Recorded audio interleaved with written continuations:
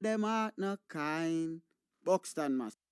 Kams audio son. You burn the swine when no want you shine. The tree of life, them no want you climb, cause them heart no kind. Kams I say them heart no kind. Buxton massive. Kidaki. Read that. Guyana and Guyanese, at home and abroad. Tune in to Guyanese Morning Time, hosted by Kadaki Amsterdam, where the sun always shines. Guyanese Morning Time, the people calling Guyanese Morning Time. Rhythm, Guyanese Morning Time. Intelligence and knowledge run the front line. We go again, Guyanese Morning Time. The people calling Guyanese Morning Time. Rhythm, Guyanese Morning Time. Intelligence and knowledge run the front line. We go again. We rise up early morning watching Kams TV, where wisdom and knowledge, yes, it is the key. Exposing corruptions over land and sea, where the wicked politicians, they try to trick me. Guyana is a land for everybody. With 6 races should live in harmony. Is one set of people getting aisle money. Is one set of people doing the thievery. Guyanese Morning Time. The people calling Guyanese Morning Time. Rhythm, Guyanese Morning Time. Intelligence and knowledge run the front line. We go again, Guyanese Morning Time. The people calling Guyanese Morning Time. Rhythm, Guyanese Morning Time. Intelligence and knowledge run the front line. We go again. This is a program that you all can see, sharing your views and your integrity. Like it, comment and share it all around. Pass it to your neighbor, safe and sound. A sad situation going on in this town. The voice of the people is getting trampled down. Out of the mouths of babes and sucklings, which has ordained me to sing. I sing Guyanese Morning Time. The people calling Guyanese Morning Time. Rhythm, Guyanese Morning Time. Intelligence and knowledge run the front line. We go again, Guyanese Morning Time. The people calling Guyanese Morning Time. Rhythm, Guyanese Morning Time. Intelligence and knowledge run the front line. We go again. Stop fooling the people. You're promoting evil. Stop lying to the people. You are a part of the cycle. Stop fooling people. You're promoting evil. Stop lying to the people. You are a part of the cycle. I say Guyanese Morning Time. The people calling Guyanese Morning Time. Rhythm, Guyanese Morning Time. Intelligence and knowledge run the front line. We go again, Guyanese Morning Time. The people calling Guyanese Morning Time. Rhythm, Guyanese Morning Time. Intelligence and knowledge run the front line. We go again. They got Breakford, Bork and Mark Benchcop. David Hines and Kadaki Amsterdam. Sherrod Duncan, Nigel London. Normal Brown and Gavin Matthews. Big up Paslow, poor people governor. Simona Brooms, Robin Simpson. Hampton Green and Winston Jordan. And yes, we can go right on and on. Guyanese Morning Time. The people calling Guyanese Morning Time. Rhythm, Guyanese Morning Time. Intelligence and knowledge run the front line. We go again, Guyanese Morning Time. The people calling Guyanese Morning Time. Rhythm, Guyanese Morning Time. Intelligence and knowledge run the front line. We go again. The relatives and friends of young Quindon Bacchus, they deserve justice. The family, the relatives and friends of our in Boston, they deserve justice. The family, the relatives and friends of Peter Headley, they deserve justice. And so when we say that Guyana is an apartheid state, we have the evidence to show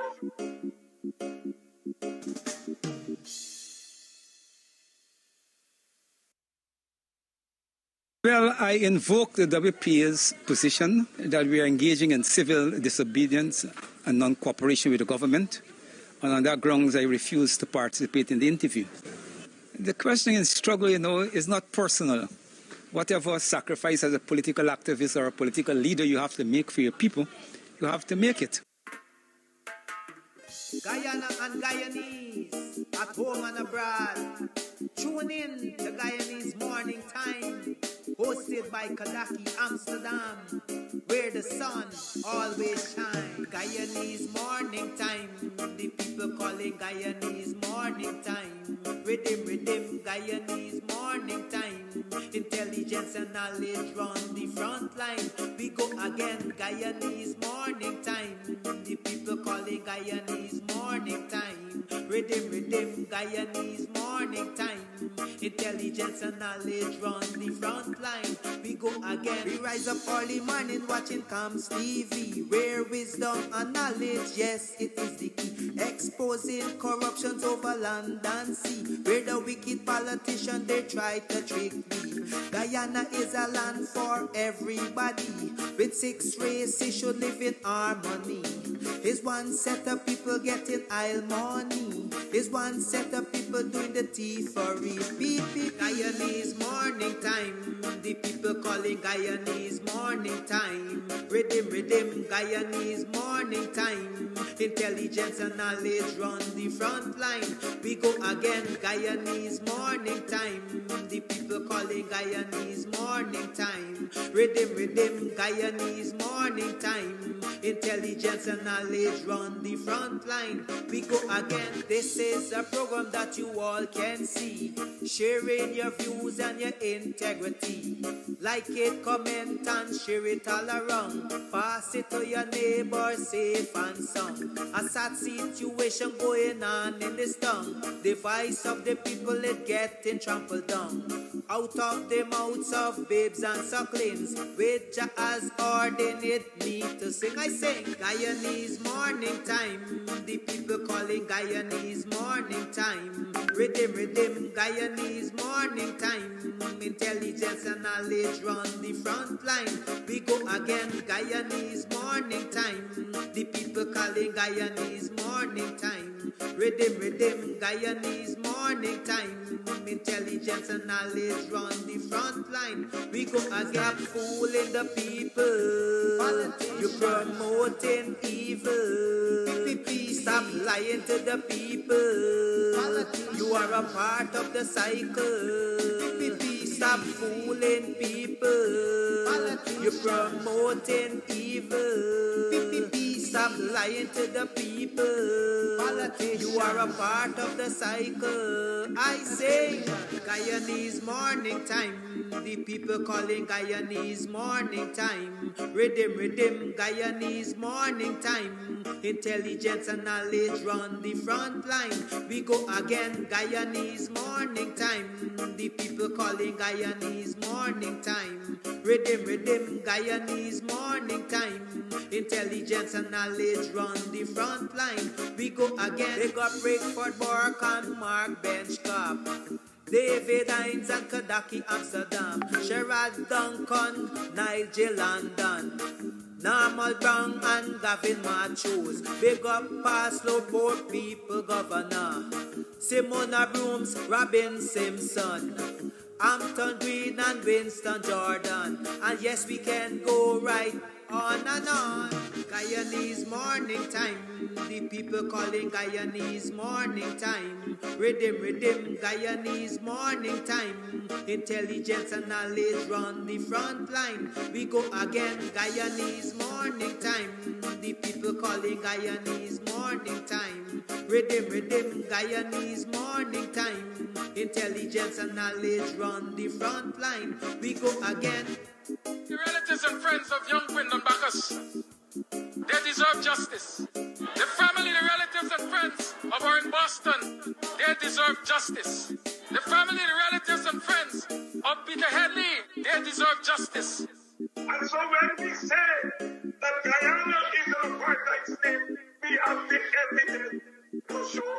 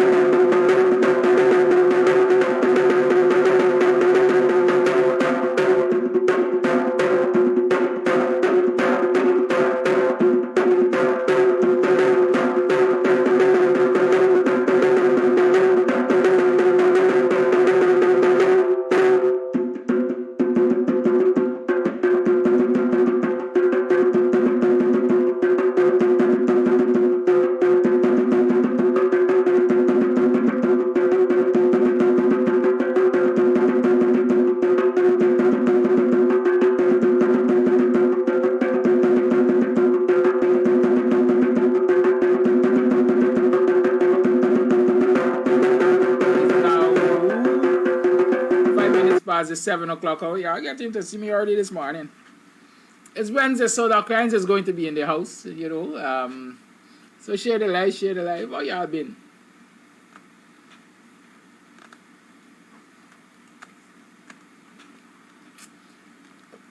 How y'all been? How was yesterday? Last night, you had a good rest last night. What were your reflections last night? How did you reflect on your 8 hours, your 12 hours, or, you know, whatever portion of the day yesterday? What did you reflect? How are you feeling today? That's the question. I see there is a lot of protest out there. Yes, there's a lot of protests. People protesting for the removal of DHARAMLALL from office, from government, from the corridors of power. And I do agree. I did say that very early up that, you know, the likes of DHARAMLALL should never be anywhere near power, state power, and most importantly, never be anywhere near people's children. And so I've seen some statements calling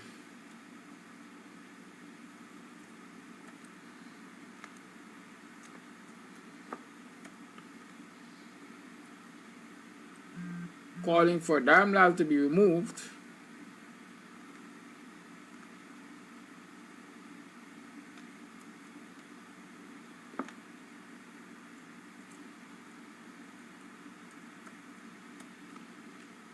as a minister of government and as a member of parliament.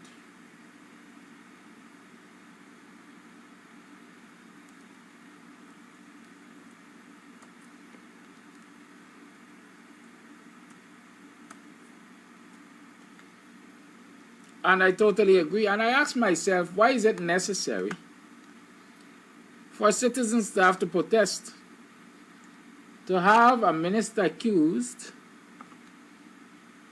of such crimes as rape removed from the National Assembly and removed from the seat of government, if the government of the day is not a lawless one?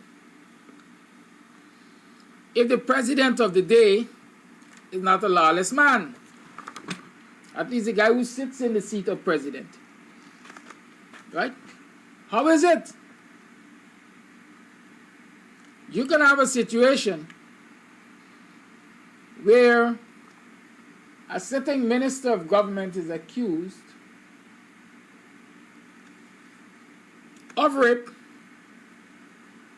of buggery, and a whole long list of other criminal offenses, because I'm saying that those are not the only two, because there's the attempt to pervert the course of justice,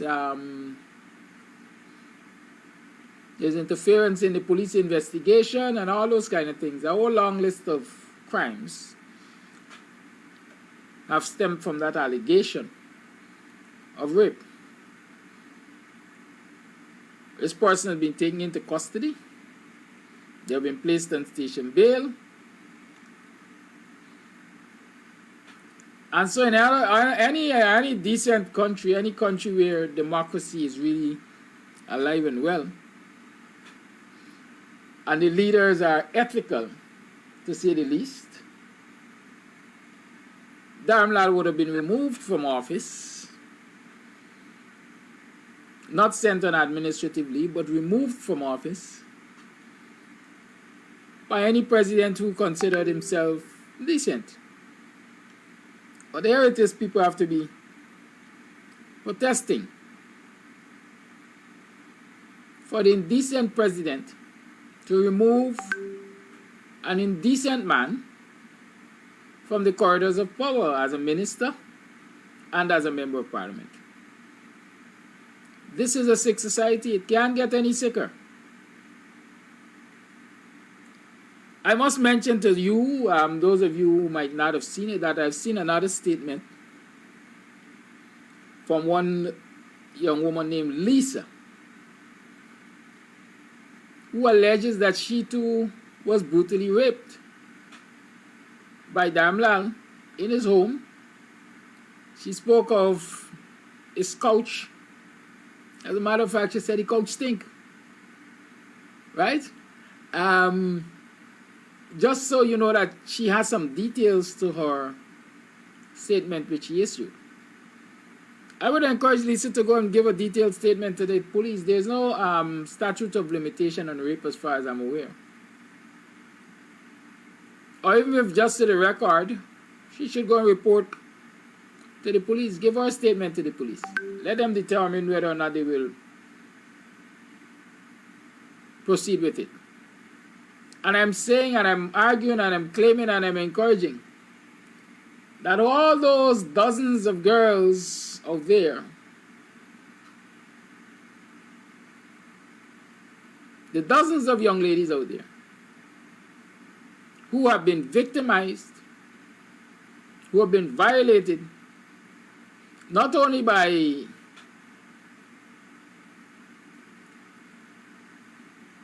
DHARAMLALL, but everyone in the corridors of power, everyone in the society, anyone who has been violated. This is the time to step forward and identify your violators. Start your own Me Too movement in Guyana. And so let people have a clearer picture of how pervasive rape and rape culture is in this country. I can tell you it's a big thing. It's compounded with incest, human trafficking, I'd say cultural abnormalities, but rape is a big thing in this country, and the rape culture is present and frightening. And so all those persons who have had experiences of being raped by someone or other and have so far not reported it to the police, perhaps it's an ideal time to make your allegations known. Nevertheless, it's Wednesday, like I said. Dr. Hines is in the house, and so I don't like to keep him waiting too long.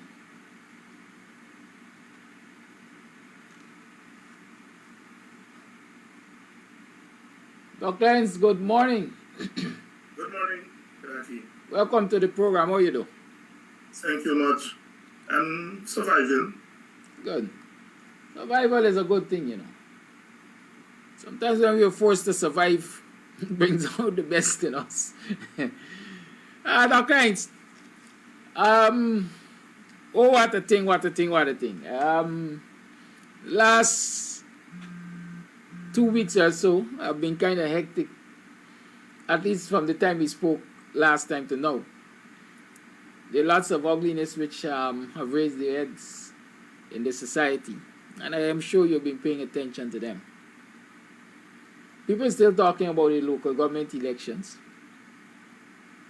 but as they like to say, the hot topic is the allegations made against the sitting minister of government. We will get that. We will talk about that. I would perhaps leave that for later in the program. But let's talk about the local government election, because we are, from then to now, I'm sure there have been new revelations. I know for a fact that in Plitanka, we heard the PPP talking about gains and inroads and so on. But in Plitanka, that's East Borbis. I hope I have my geography correct. There has been a tie for that NDC there. And that tie resulted from what I consider questionable behavior of the folks at GECOM. Because from my understanding, the APNU candidate won the elections, the proportional representation, the constituency votes. Yes, won the constituency votes.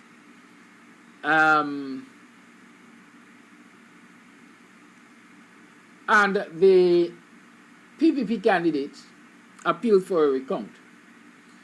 In that recount, they found that there were 5 tendered ballots used.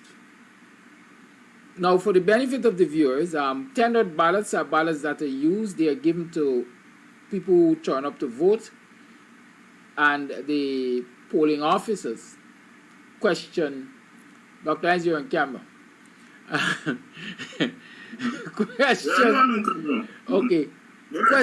Question their legitimacy. Let's say, for example, somebody might turn up to take an oath of identity, and despite the fact that they have given them the oath of identity, they are uncertain. They still question the person's identity. They might know for a fact that they saw that individual voting at the station before, and so they know for a fact that it's a double voter. But just to preserve peace, they give them a ballot, and that ballot is usually a tendered ballot. So the tendered ballot is not a valid ballot. It's usually given to preserve the peace at the moment. And so they found that 5 tendered ballots were used. And all of these tendered ballots were in favor of the PPP candidate. Right? All of them were in favor of the PPP candidate.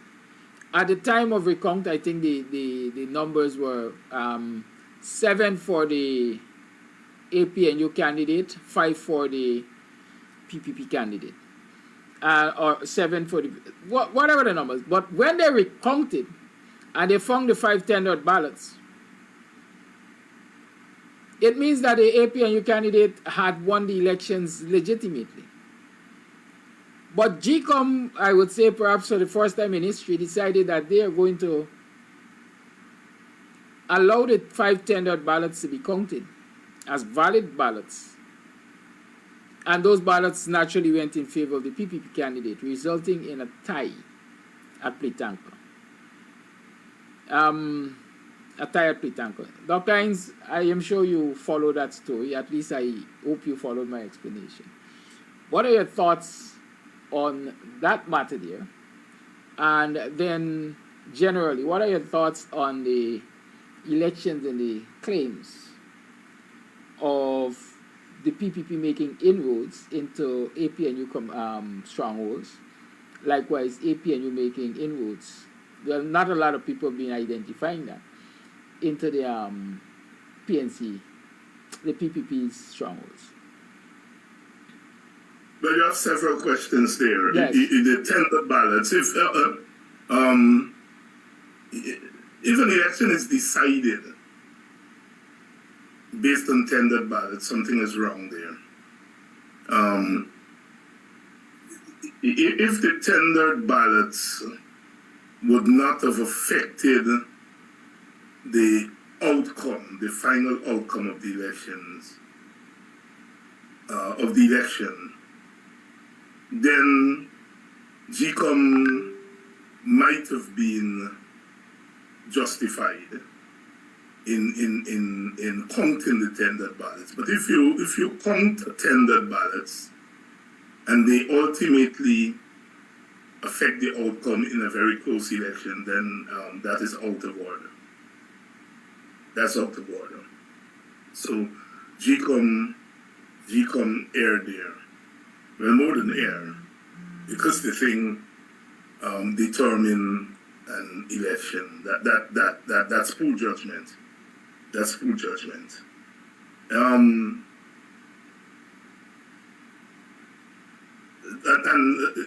if that matter is taken to a court, I don't see any court upholding that decision. Any reasonable court. So that's as far as that is concerned. And there have been several instances of what could amount to fraud at GECOM. Vincent Alexander's called for a review of the election. And just as he did after the 2020 election, and they did not do a review. The chairperson left it to the CEO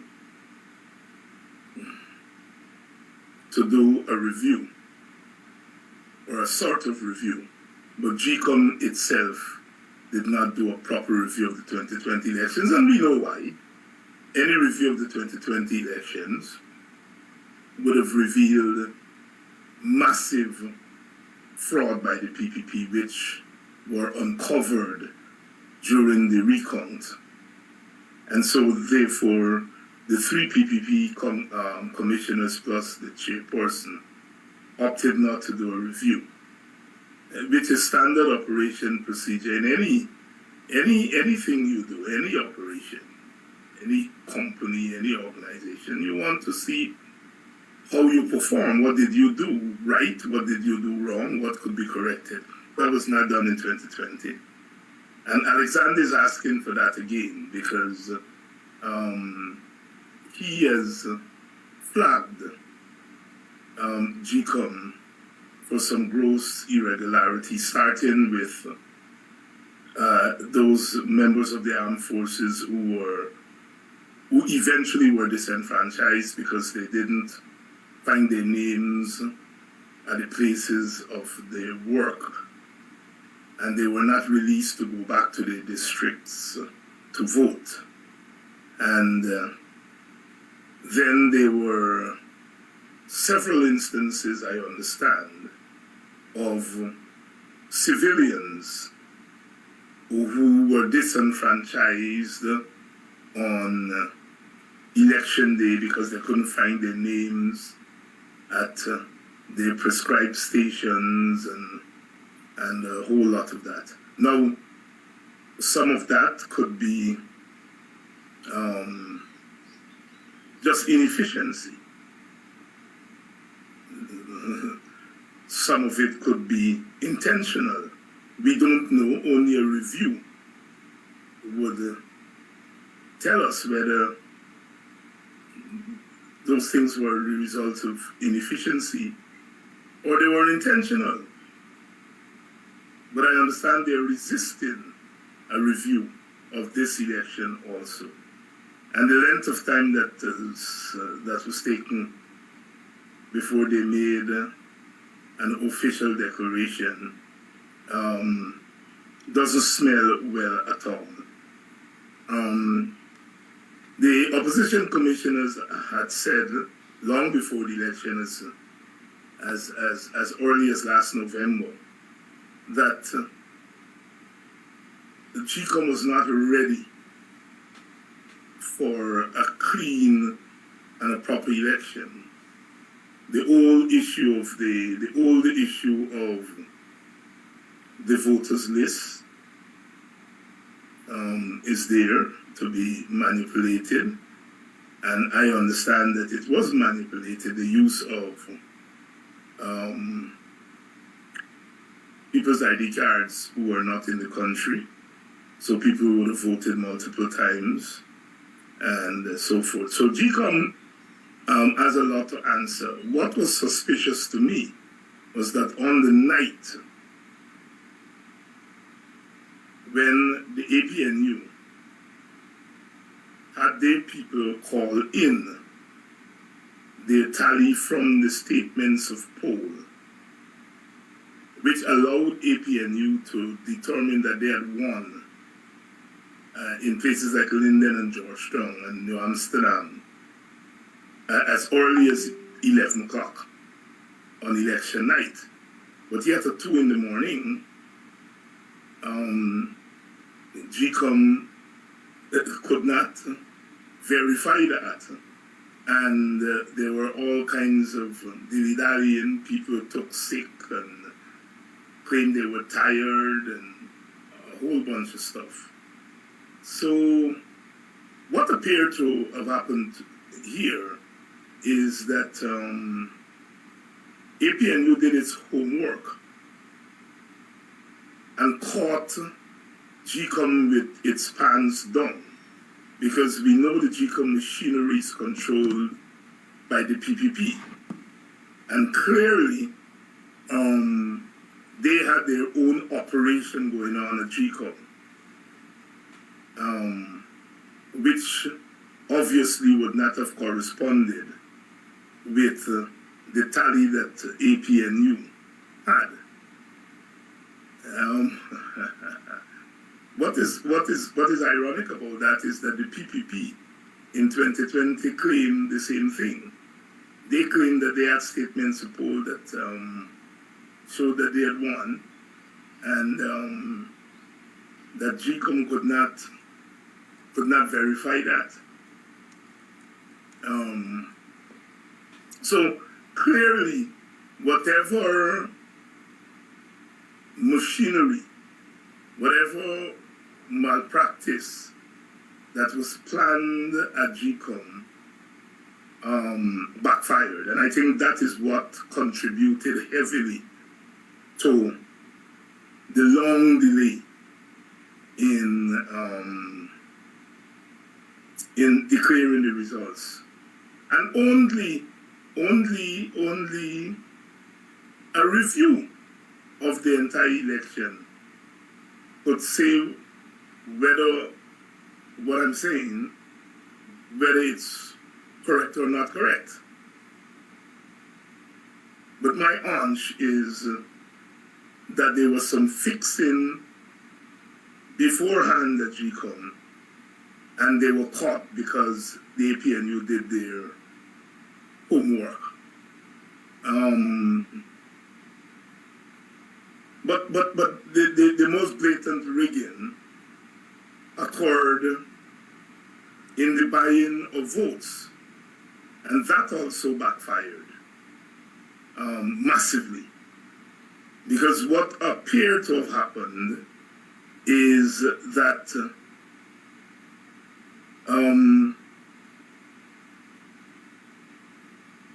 the buy-in went bad in some instances, whereby people took whatever money or whatever they were offered, and then when they went into the ballot station, they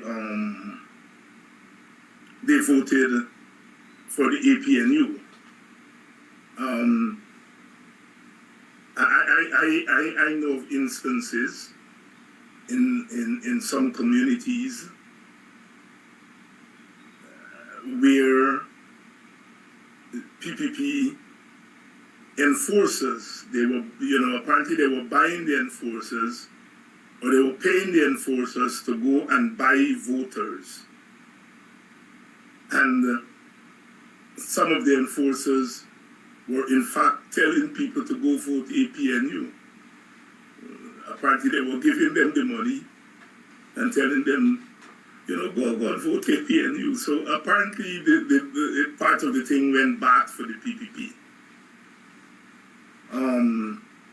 But I think the biggest story is that whatever vote they successfully bought, those votes were overridden by a higher turnout and a higher vote for the opposition. So they were defeated. They were defeated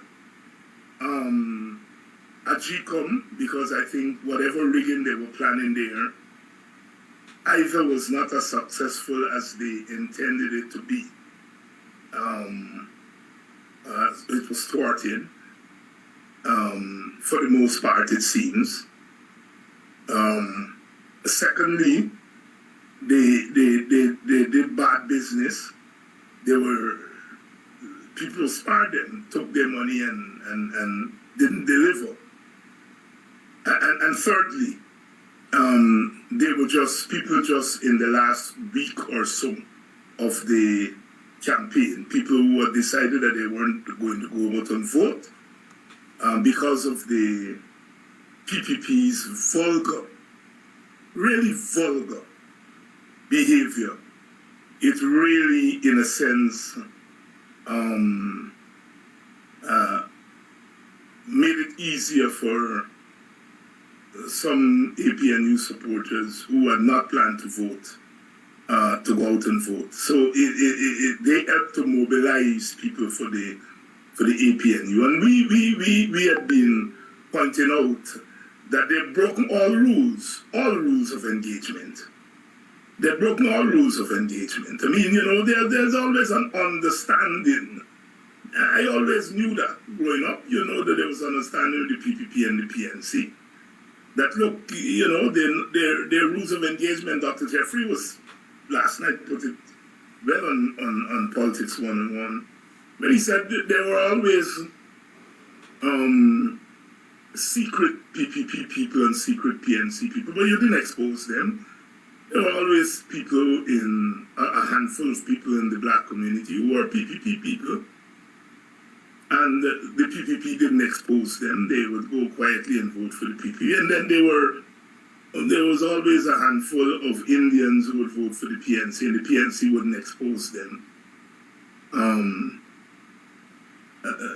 put them in danger. But what this PPP did is that it sought to buy these voters and expose them. And that's the worst thing you can do, because you're exposing people to danger in their communities. And I think that that motivated some of the people to take their money and then tell their people in their communities, go vote for the APNU. So it was a massive defeat for the PPP. Massive. Massive. It's bigger than we think it is. Now, they play around with numbers.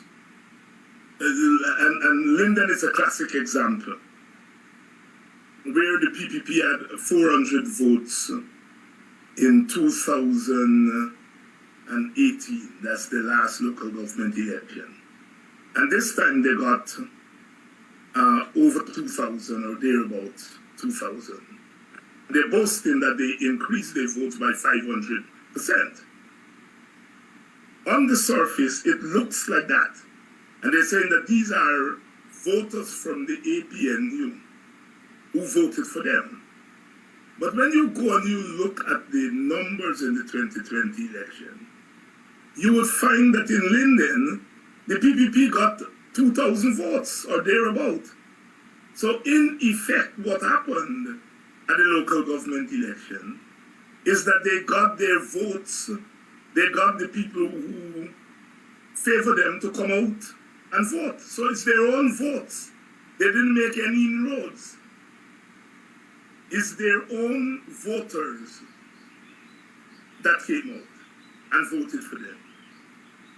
About 5,000 people voted in 2018 in Linden, and this time it was 10,000. And so both sides were able to bring out more of their voters. The PPP maxed their voters. So they didn't make any inroads in Linden. But the naked figures will give you the impression that they did, so they're spinning it that way. They didn't make any inroads. And I keep saying that in a place like Georgetown, they look at South Granville, for example, and they're saying, look, we got votes, extra votes from South Granville. Well, that assumption is that all the people who live in South are APNU supporters, which is not necessarily true, because there are non-African people, more specifically Indian Guyanese, who live in South.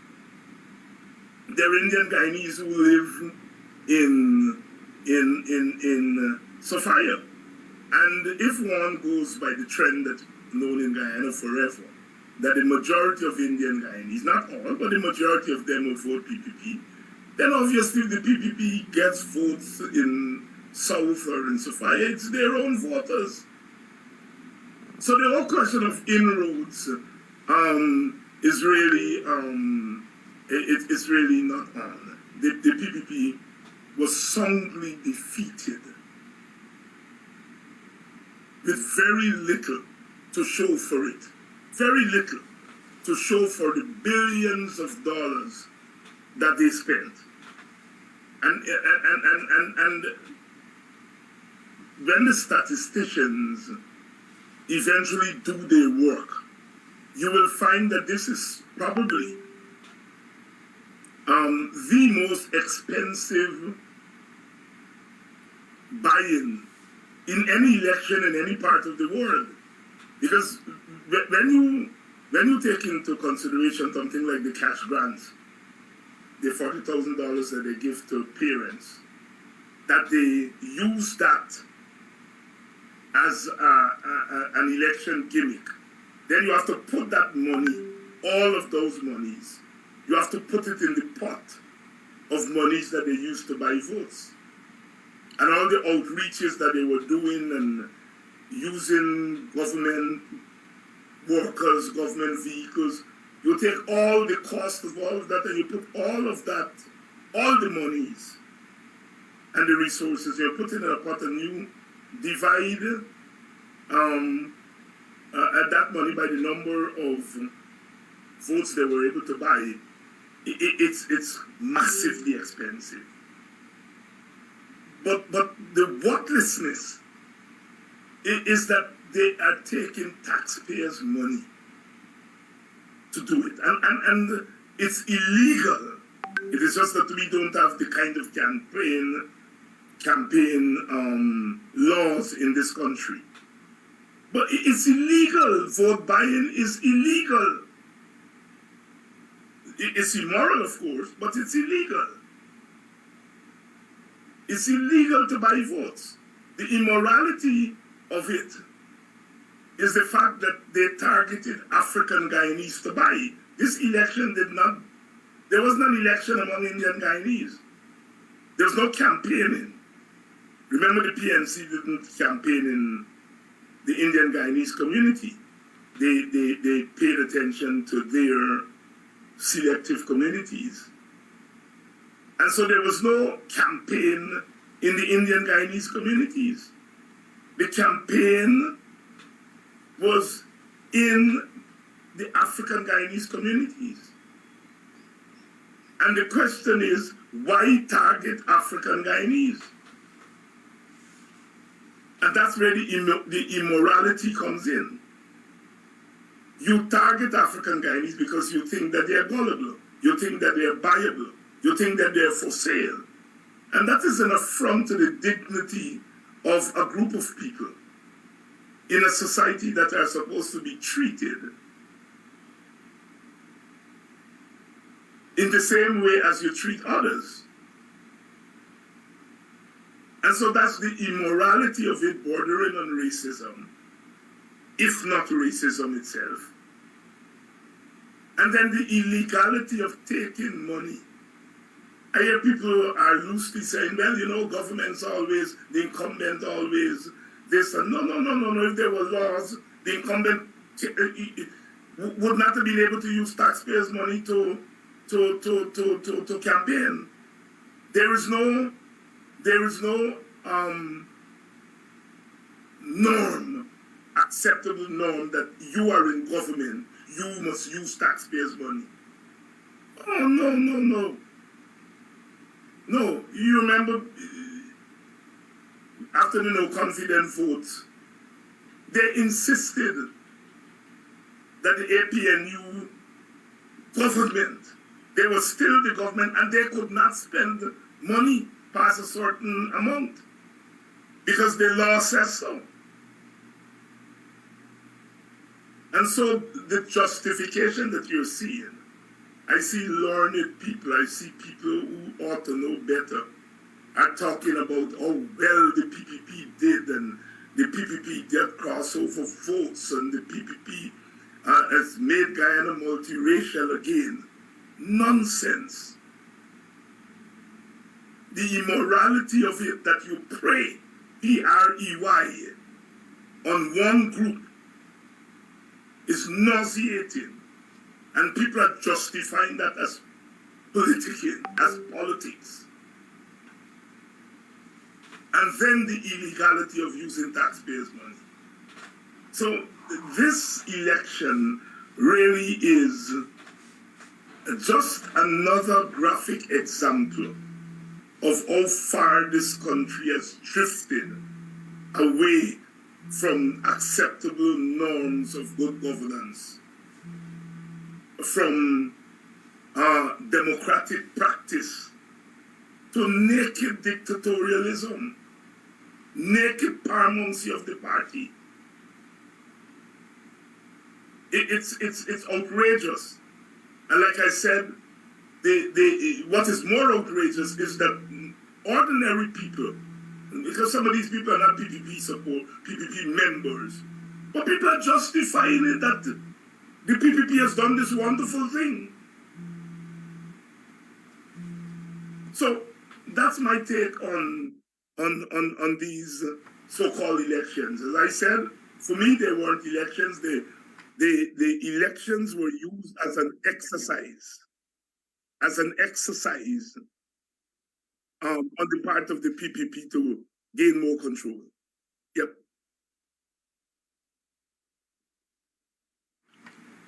Yeah, Dr. Hines, thank you for that. One of the things I want to point out in all of the explanation you gave there, in case somebody missed it, is what the PPP is claiming to be inroads into the opposition areas. Those votes are really the disaggregated supporters from the national elections. Because like you said, when you examine, you recognize that the votes coming out of the national elections are almost equivalent to those in the same areas for the local government elections. So in short, in national elections, you see a block. Let's say in Linden, 2,000 votes for the PPP. But when you go to the local government elections, you see in different sections of Linden votes coming out. And then Jack Dio and others are making a big shout about making inroads. Right? Yeah, sometimes you really have to do this holistic analysis to really get the big picture of what is happening. But we're talking about the results and the elections of the results and so on.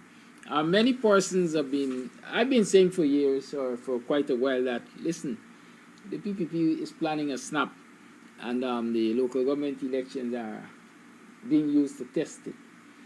I've heard recently that having suffered the embarrassment of the local government elections, the PPP had an original date of December 18th or something like that for a snap election. And they have now shifted that and gone back to the tables. Apart from the shifting of that date, as people are saying, other adjustments I've certainly seen is Jack Dio the other day on a radio program saying, we want to work with the opposition. Inclusive governance, inclusivity, whatever terminology you will put on it. Could that be a direct result of what is evidence from the local government elections, or you think the new ambassador has arrived with different instructions? Well, it could be a combination of all of those factors. You see, what the PPP has been playing hardball politics. And they've been getting away with it, as I have explained every week I come on here. Because the institutions in the society are weakened. And so there are no checks and balances on the government from within the formal system. And so they've been able to do whatever they feel like doing. Pass whatever laws they feel like passing. You know? The courts have, for the most part, have been complicit in terms of the way they've ruled. On the big issues, the courts have come down on the side of the PPP. Now, whether the officers of the court are PPP, that's another matter. But the fact of the matter is that their rulings, the overwhelming majority of their rulings, have been on the side of the PPP. And so the PPP has been pressing on with the knowledge that the judicial branch is not going to push back against them.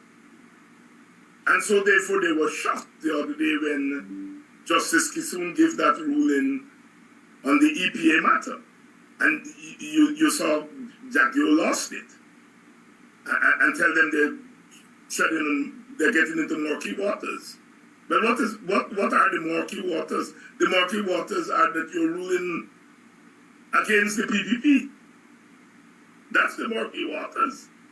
So sure is the PPP that the courts, the methodology and the praxis of the courts, to use two technical terms, the praxis of the courts really favored the PPP. I explain it as conservative jurisprudence, that the court has refused to move beyond the so-called letter of the law. And for the law to function effectively, it has to take into consideration both the letter and the spirit of the law. You know, the example as I like to give is the one where the Chief Justice threw out the case because of the late filing by the ex-president, Mr. Granger. Oh, well, that is the letter of the law said you're supposed to file by a certain time. But this is a case that has to do with an election that determines who governs. And so the court, for me, has a duty to the society in such an important matter to move beyond the letter of the law and to embrace the spirit of the law.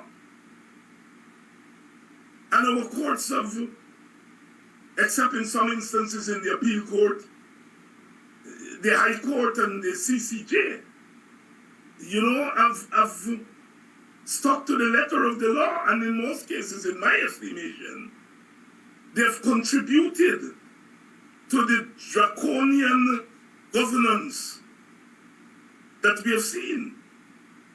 Because the executive branch and the legislative branch, which in effect is the party, because the party, the PPP, has paramountcy over the cabinet, paramountcy over the parliament, and because the court has not moved beyond a minimalist reading of the law, they have aided and abetted the paramountcy. Because the way politics operates is that if you're a decision maker in the PPP, you have to wonder, well, if I do this, what would my cabinet colleagues say? What would the parliament say? And if this thing go to court, what would the court say? And if I make this decision, how would the PNC react? You see, the decision makers have to take all those things into consideration. How would the international community react if I do so? But this PPP evidently has not been asking those questions. It is assuming that the cabinet will go along because we control it. The parliament will go along because we have a majority there. The courts will go along because the courts take a minimalist view of things. The PNC is weakened, so they're not going to do anything. They're not going to go on the streets and make trouble and so on and so forth. So we do what we want. And that is what I mean by a runaway train.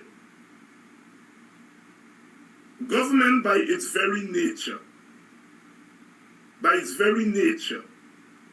governments tend to monopolize power. And the way you keep governments in check, the way you keep a government democratic, is by checks and balances. And when the formal checks and the informal checks are removed, then the government has the field to itself. And this is what we've really seen here. This is where our Guyana has been. And those who control the media, those who are in the media all the time, some of them are, frankly, they're dishonest people. But some of them are not thoughtful people. And so they give you these analyses that are bereft of any thought. And where there is thought, the thought is partisan. And so in the public space, we are denied. I mean, it's amazing. For me, it's amazing that all those anomalies that were uncovered during the recount, you have people behave as though that never happened. Except for the few of us on our side who continue to talk about it. The rest of the media and the influencers in the media, they behave as though it never occurred. That what occurred is what they said.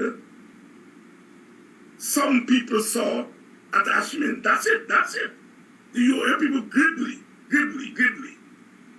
And the APNU attempted to rig an election. And the APNU and they're not hearing themselves. First of all, it's an attempt, they're saying. It was an attempt. And then when I reminded them that there was an attempt in 2011, and you all didn't make that into a high crime and misdemeanor. Sorry, not misdemeanor, high crime and felony. You all didn't make that attempt. Why you all make this so-called attempt in 2020? And nobody has answered that. But it's amazing when you control the media, what you're able to do because you frame. And you decide what is information. And the court has not helped, because 3 years have passed after a brisk start. The petitions have not been heard. And I think we're going to go to another election before the petition is heard and determined. And so you mentioned when we talked about the Pitanka situation that maybe the resolution lies in the court. One can rely on the court to resolve that quickly if we have don't quote me correctly. I said any reasonable court that matter goes before. It will have to rule that GECOM is out of order. With all of these occurrences that we consider evidence of misbehavior at GECOM, is there any provision? Do you know if there is a provision for someone to move to the court and ask the commission to be disbanded? You can move to the court and ask for anything. But Judicial review says that you can move to the court and ask the court to do anything. That is what the courts are there for. The court can say you're wasting the court's time. But that does not prevent a citizen or a group of citizens from moving to the court. That is what judicial review is.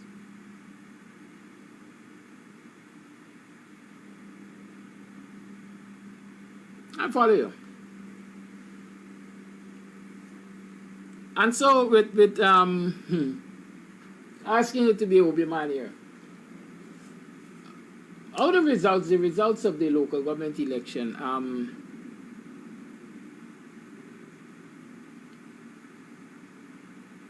how do they instruct the way forward for the opposition supporters in preparation for the national elections, which might be sometime soon?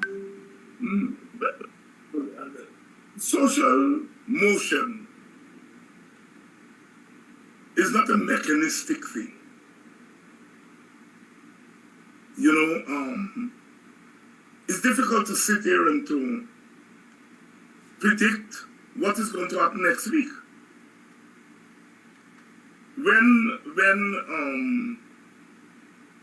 And I'm moving very quickly here. When this matter of Mr. DHARAMLALL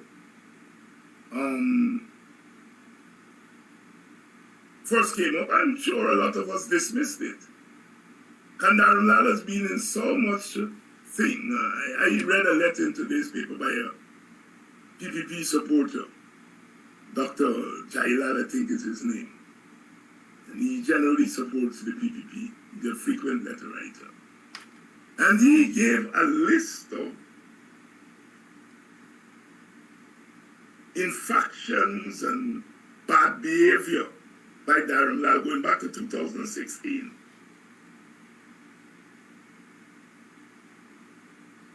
He pulled a gun. I've forgotten that.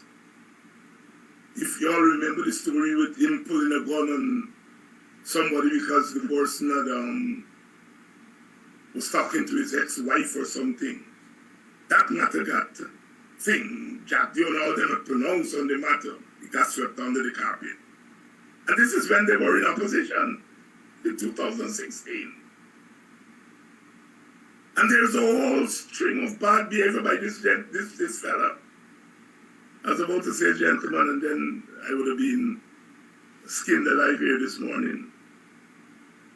So, this guy has gotten away with so much when the PPP was out of power and when it is in power. And if anybody had said he at least would have been questioned by the police today, we might have doubted it. But the thing about social motion, you can't predict it. You can't predict it, you know. So it's very difficult. It's the coming together of forces that often drive change. And so it's difficult to predict. I can tell you if so-and-so happened, and so-and-so happened, and so-and-so happened, so-and-so will happen. And I can theorize about that, you know? But that would be just an hypothesis. Whether that hypothesis is proven to be correct or proven to be a null hypothesis will be determined by the actual forces in the society.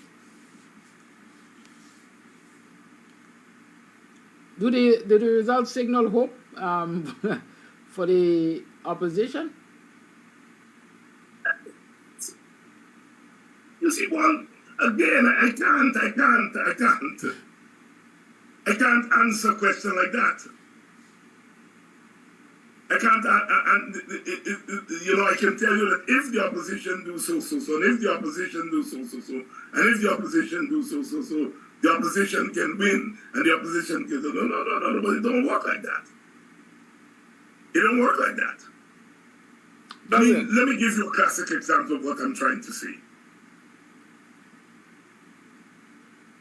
The fact that opposition supporters turned out and pushed back the PPP at the local government election. Classically, anybody coming in and saying, let me do an analysis of what happened, you are most likely going to say the opposition was able to bring its supporters to the poll.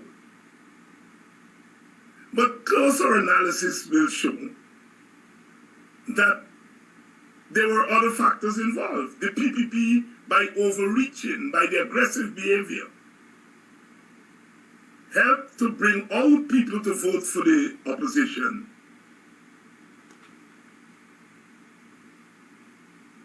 In some instances, your own activism,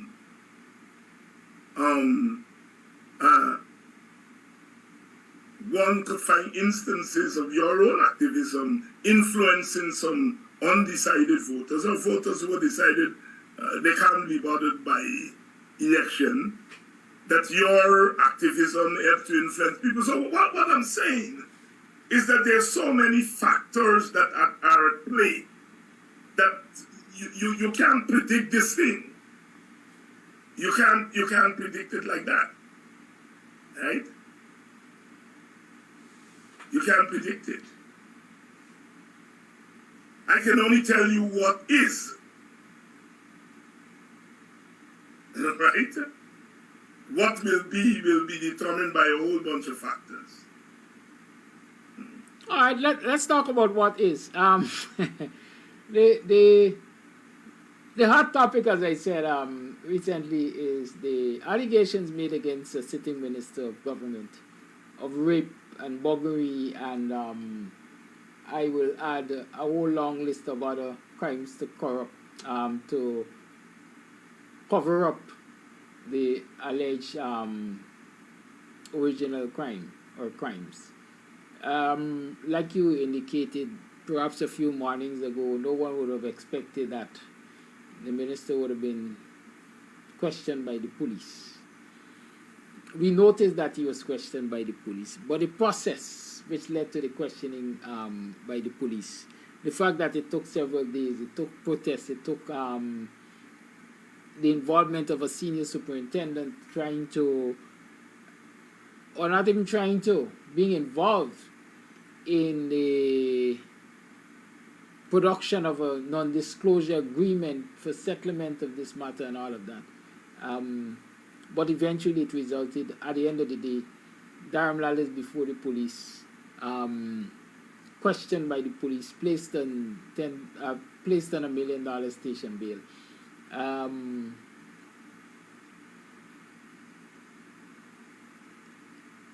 Do you see, first and foremost, this matter coming to a logical conclusion in terms of going through the court trials and all of that?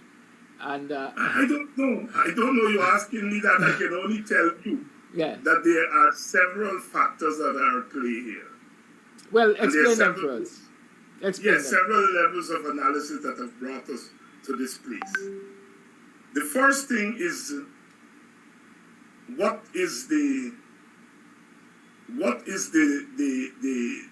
nature of oversight in the society? It's very important. The society and the institutions of the society, the constant institutions which are there all the time playing the oversight role. And I've been saying over and over again here that the formal system is not an oversight on government, it's not an oversight on individuals. People drive, I've never seen crazy driving anywhere in the world as I have seen in this country. There's no oversight. The police stop you, give the police a raise, and you speed off, and you go along. So our institutions don't work, our formal institutions. But what we have developed in the place of the formal institutions are informal oversight institutions, such as this program. And the government has acknowledged that these programs have become the kind of informal oversight of government action. So you have social media, or what we call new media. It's there. It's become a norm. It's become a constant. It means, therefore, that the scope for somebody in high places to get away with something, I tell you, go back to 2016, with this guy and the amount of trouble he has been in, right? But here we are in 2023, and as I said, moon around till they catch him, right?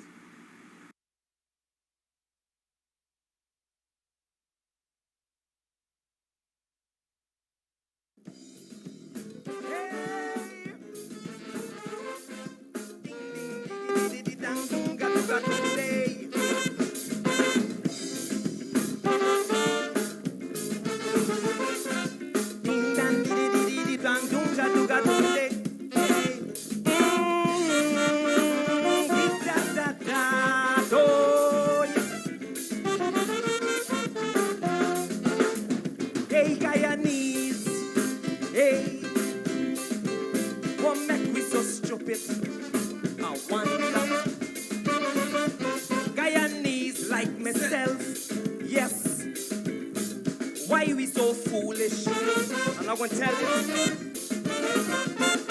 Imagine we put we leaders there in the government and turn we back from them like we don't care how taxpayers' money spent. With all the corruption that taking place, we is the ones we blame. While them are thief. We just sit down like if we lame. But this God don't sleep.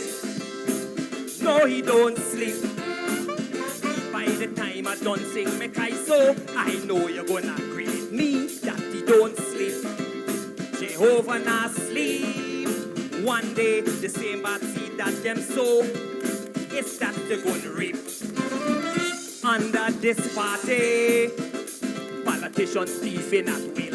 Under this party, them not care, they're doing it still. Under this party, all the big contracts are go to them friend. Under this party, them forgetting the longest rope of an end.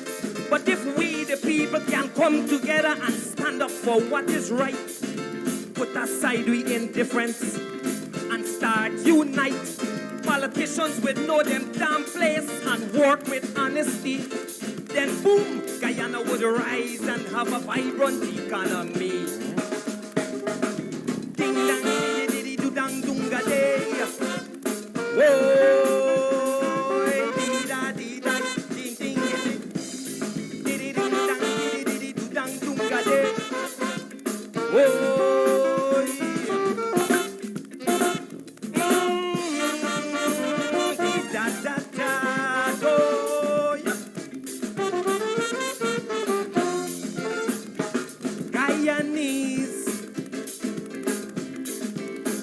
Open your eyes, yes. Guyanese like myself, hey, it's time we get wise. Imagine we finance minister, auditor is his wife. It's like putting cat for watch milk. How could that be right then? Claim take $38 million and buy a old water cannon truck. And on the first two out in the go fund instead it walk, the drop just drop. But this God don't sleep. No, he don't sleep. In any developed country, Clem balls would have feel the heat, but he don't sleep. Jehovah not sleep. One day, the same bad seed that them sow, it's that they're gonna reap. Under this party, corruption rising high. Under this party, man get killed execution style. Under this party, the trustworthiness starting to decline. Under this party, that's why Ralph Ramkaran had to resign. The man see and talk about corruption going on inside the own camp. He said from the top to the bottom, it's a set of scam. Big mansion them a build in Diamond and Pradoville with taxpayers' money, and I make sure that them pockets fill. Hey, ding dang dung day. Tell them, hey, dee da dang ding da ga dung day dung day. Whoa.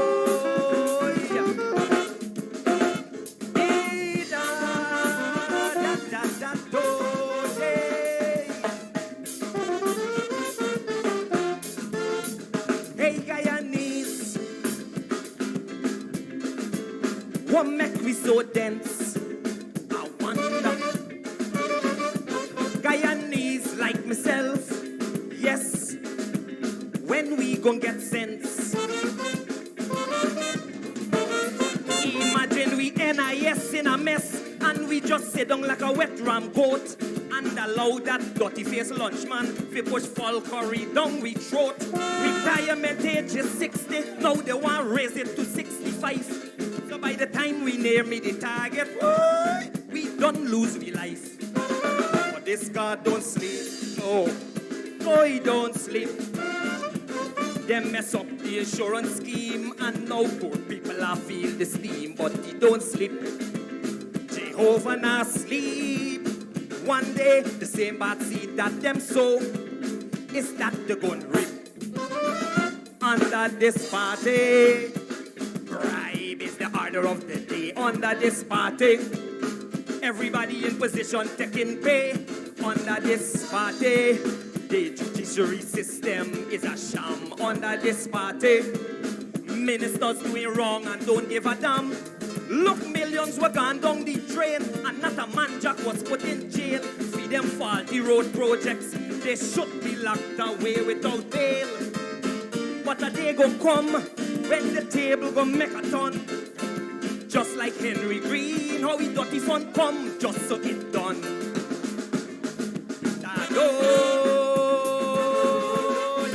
Ding ding diggy diggy di tang dunga dunga dunga. Hey, tell them. Hey, ding dang doy di tang dunga dunga dunga. Di da da da doy. Guyanese. Hey, we got to get conscious. It's time. Guyanese like myself. Yes, we got to start being serious. And I'm going to tell you why. This country is we own and not corrupt politicians alone. The main cause of division between the black man and Indian. Freddie Kissoon fighting against it right now inside the court. So come out in we numbers and give that man we full support. But this guy don't sleep. No, he don't sleep. When you look at the high level of corruption taking place in this poor country, he don't sleep. Jehovah not sleep. One day, the same bad seed that them sow is that they're gonna reap. Under this party, like the skullduggery will never end. Under this party, like it just becoming a daily trend. Under this party, we only hearing them side for NCN. Under this party, is sheer neglect for Region 10. Unemployment is very high. This community in a depressful state. We see in hell under this regime, but it can't make we lose we faith. The Almighty pon we side. He see all the evil they do. I yes, Jah is the master, and only He will see us through. A ding ding di di di di di dang dunga day, hey hey, di da do da do. Ding ding di di di di dang dunga day. Whoa.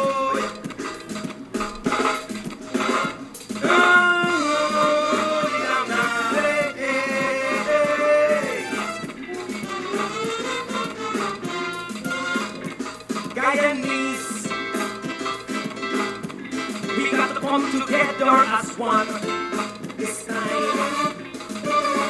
Hey, Guyanese like myself, yes, no time for division. I know this country can decent Indians, Americans and black men who want to see the end of racism and corruption. But those in power get a different agenda, which is divide and rule, that would make me hate one another. But this God don't sleep, no he don't sleep. Linden, if all you agree with me, just wave and let them see that he don't sleep. Jehovah not sleep. One day the same as sleep that them so is that they gonna reap. Hey, di da do da di da do ga de. Hey, di da di da. Oh, da da do de. Oh. Good morning and welcome to another program of Guyanese Morning Time. I'm your host, the Buxtonian Kidaki Amsterdam. That was the voice of the professor. The professor, and that song was sung 10 years ago. Right? The professor was Calypso Monarch in 2013. 10 years ago that song was sung. Look at its relevance today. with a little tweaking, well, Freddie can soon change his stance against the ideologically racist by Jagdio and the PPP. He's now in bed with them. It needs a little tweaking, and you will think that the professor was singing about everything that's happening today. And that's a decade ago. 1 decade, 10 years ago. But God don't sleep. God don't sleep. Keep that in mind. How you slept last night? You had a good sleep or you were at rest with your conscience? I want to know DHARAMLALL is sleeping. I wonder that. I wonder how the friends of DHARAMLALL are sleeping. Because they say boys have a feather flock together. And I know a lot of people BT biting. I know a lot of people BT biting. And they BT biting because a lot of those who are walking the corridors of power, or who have walked the corridors of power alongside DHARAMLALL, no to the bosom, no to the heart, that they were aiding and abetting. They were aiding and abetting a lot of misbehavior in government. And then there is a set that knows that they themselves have been involved in misbehavior in government.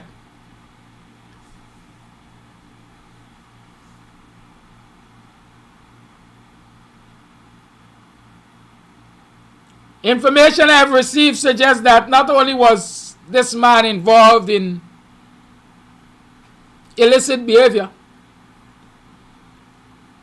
but he allegedly was procuring young girls for many of his political colleagues. Many in the corridors of power. He was the procurement officer for little girls.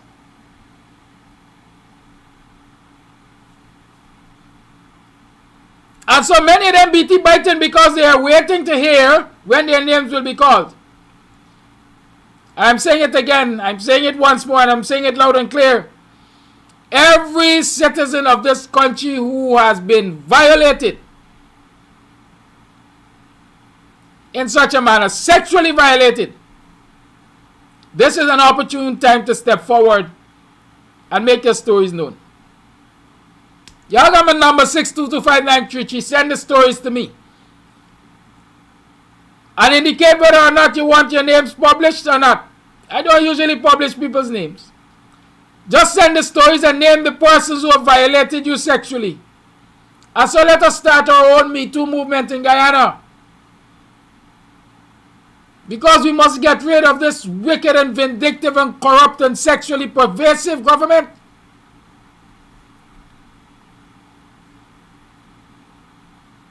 This is not about DHARAMLALL alone.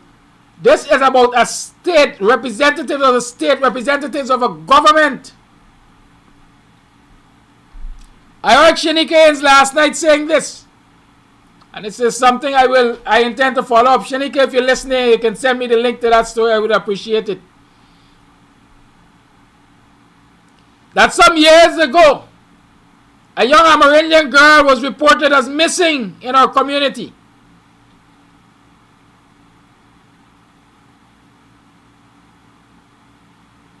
And when the missing persons bulletin was issued, the relatives got a call from the girl and said, I am in Georgetown. I am with X person, who at the time I understand, according to Shanika, I haven't gotten the details yet. It was too short a time for me to go and do the research. Who at the time was the permanent secretary of a ministry. And that person is currently a minister of government. A sitting minister of government currently. So I might just have to go and look to see all those who are ministers now that were permanent secretaries before. But I can tell you that as far as I remember, DHARAMLALL served in the Ministry of Amerindian Affairs as permanent secretary. And then somebody told me he perhaps later became junior minister.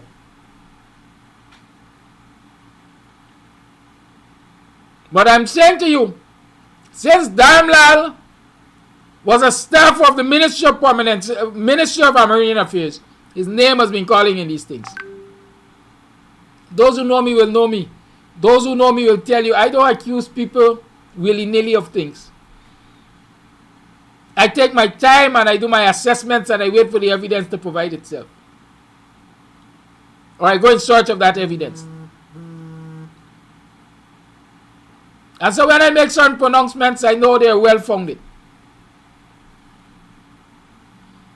So Shanika used that story to indicate that it's not DHARAMLALL alone that these allegations have been made against sexual perversion, sexual involvement with underage people, minors.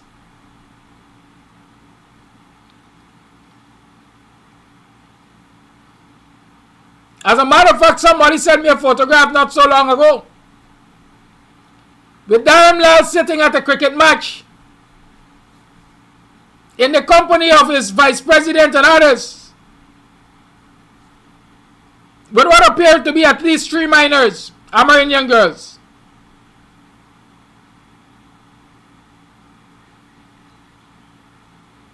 I've been saying to y'all all the time, there are many in the seat of government who are operatives in a major sex trafficking ring in this country. They are taking citizens of this country and traffic them to Suriname, where they got hotel or hotels. And they're taking our citizens and put them there to work sex trafficking.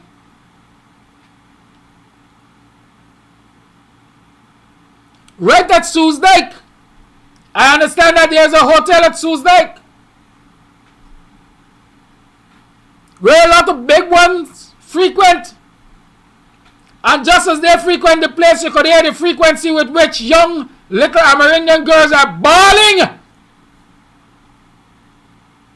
You know the song Ball and Beg? A Jamaican singer sang Ball and Beg.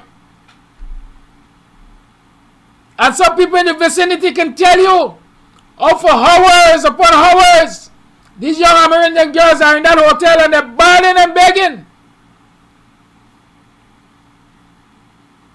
And who are the frequent patrons?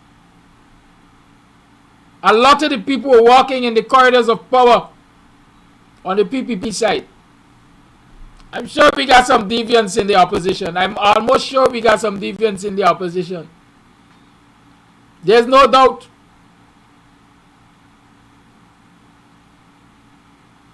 And we must out all of them. All of them must be known. Because these are people who have been entrusted with power to act on our behalf.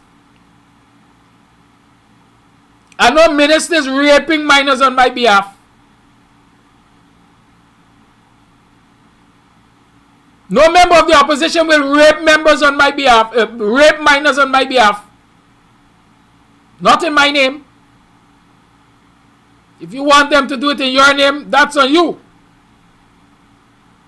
But we have a duty to out all of the sexual deviance that we have parading, not only in the corridors of power, but in the society, and doing harm to our children.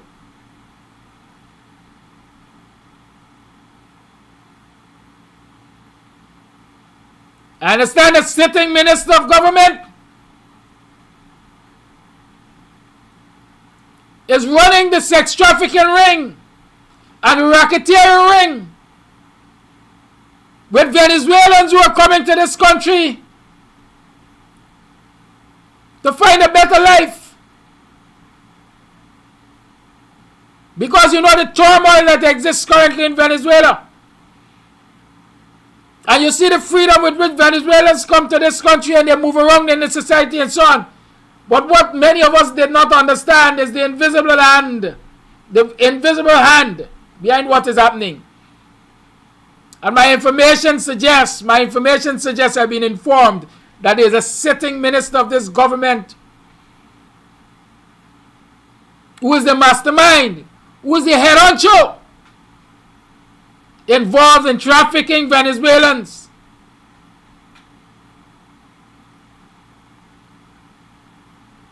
I hear they got a big hotel somewhere in Essequibo.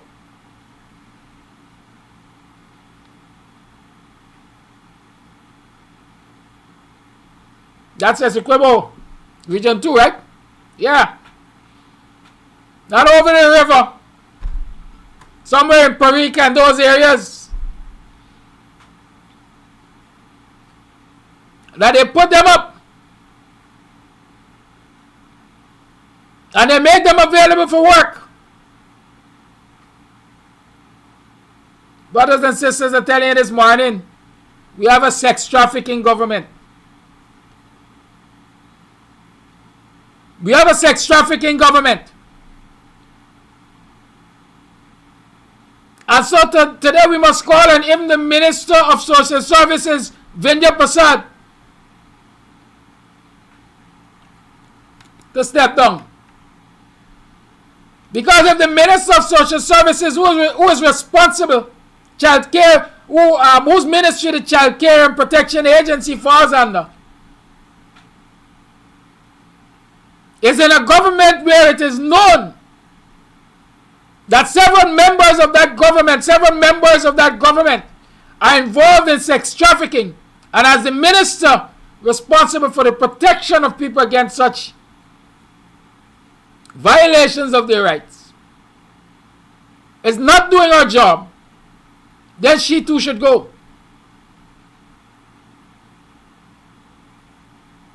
The buzz right now is about DHARAMLALL repainting his room.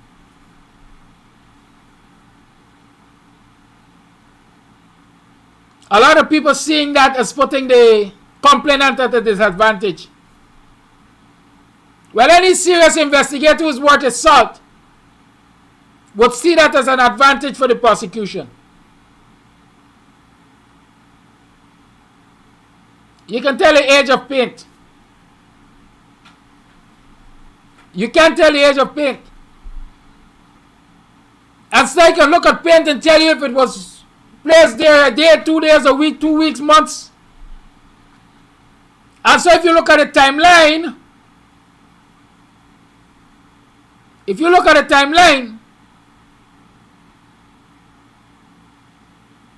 of when the repainting was done, you can know if it is an effort to cover up evidence.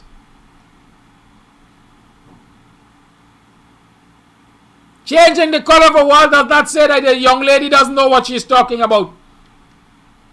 And there's a simple way to determine that. Scrape the blasted wall. Scrape the wall. One like me, I've been scraping it with a vengeance. So you're going to repaint it. You want to repaint it? Repaint it.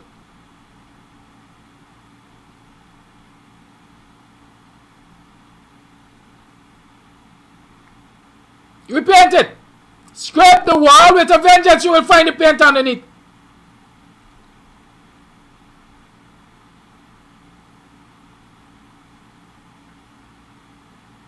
And that's enough for me as an attempt to cover up evidence.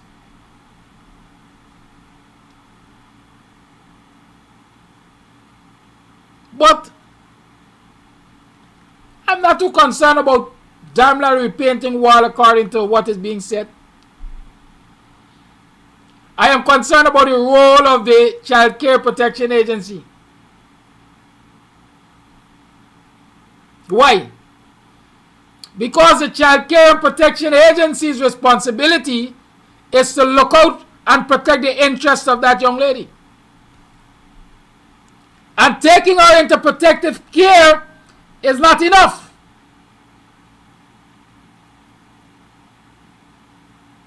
Taking her into protective care is not enough. A lot of persons have been asking, does she have a lawyer? I've not been responding to that question for the most part. But the long and short is this. She doesn't need a lawyer in any other society that is law-abiding. She would not have needed a lawyer. Because she is a victim. The prosecutor and the prosecutor's office are supposed to be working on her behalf. They are her lawyers. They are her legal representatives. In any other society, that would have been the norm. And it would have been accepted as the norm. And so she would not have needed an independent lawyer, because the state apparatus in the office of the prosecutors would have been at her disposal. They were working for her. They would have been working for her.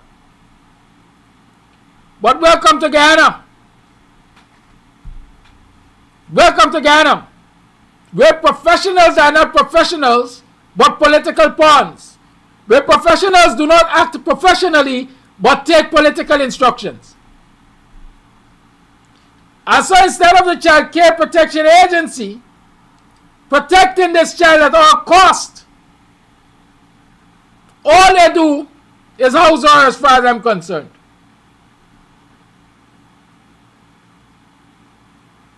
Because how she's treated is based on instructions coming from, I understand, allegedly the permanent secretary. Now, the permanent secretary is not a child care protection officer. The permanent secretary is not a case officer. The permanent secretary is not a state prosecutor. But the permanent secretary, according to the allegations, is calling shots as to who can see this child, when they can see this child, who can speak with this child.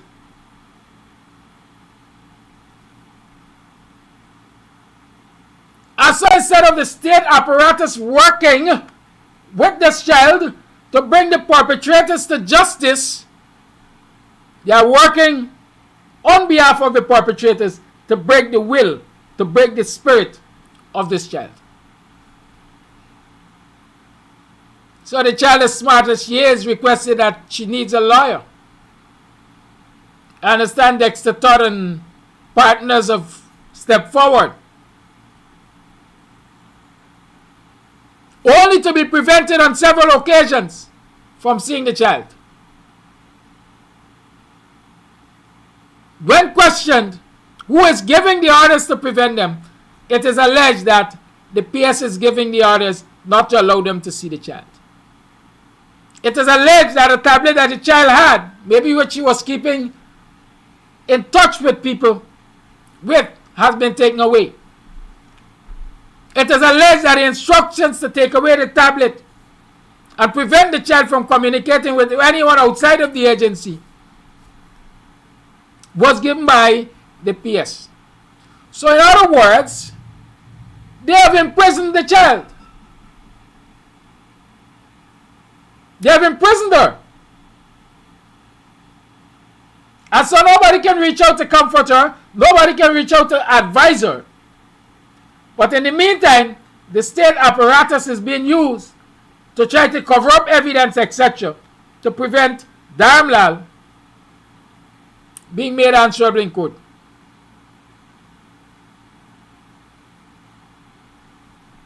It gotta be fresh paint. It can't be no other paint. It gotta be fresh paint. Because it's fresh paint. There are things I can say that should help the investigators, but they're gonna also help DHARAMLALL.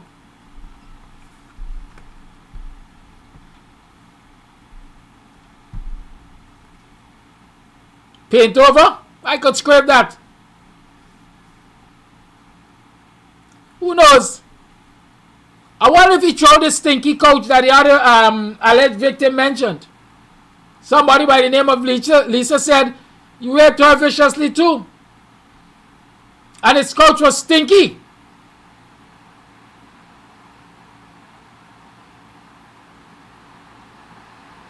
Stinky. I wonder if he threw this stinky couch in order to mess with the mind of the young lady. I understand they were taken to the scene yesterday. The young lady was taken to the scene yesterday, or sometime in the last 48 hours. Basically, if you ask me to relive and revisit that ordeal, right? I understand he was present. There again, that ought not to happen from my understanding.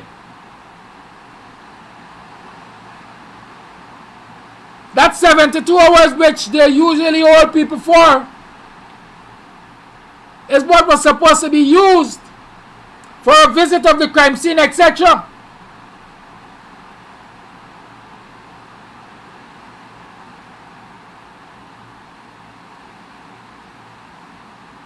Okay? But they released him within 4 hours. Gave him, as we like to say, edge. Give him edge. You know when you run in a race, you say, I'm going to get edge. They give him edge to go and change around the environment and repaint and all kinds of things.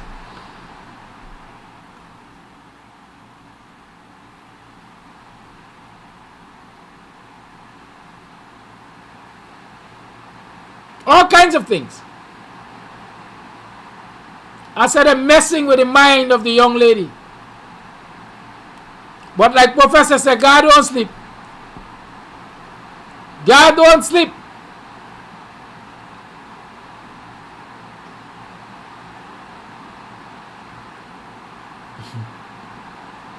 I'm thinking in my mind.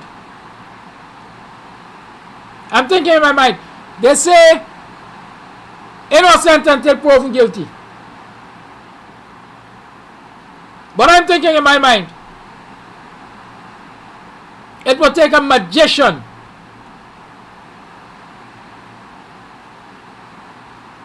to prove this one innocent. It will take a magician to prove this one innocent.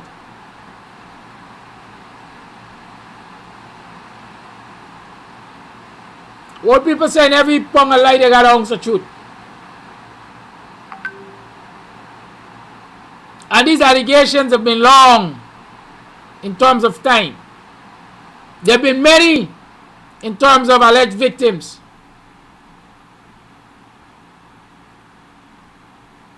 And I'm saying this young lady has to have a fertile mind. She must be the world's greatest fiction writer to make up a story of such. Rick says only speculation.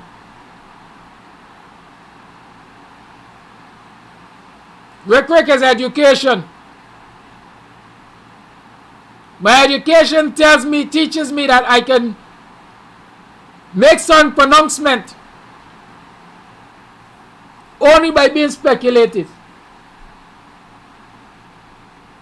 I have to learn to coach my language, unlike some people.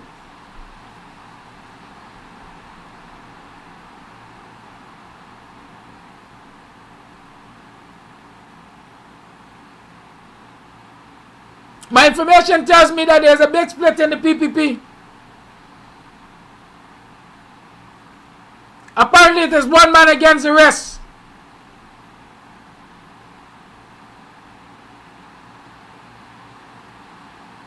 Alisa locked the man up. Jagdio said you dare not touch him.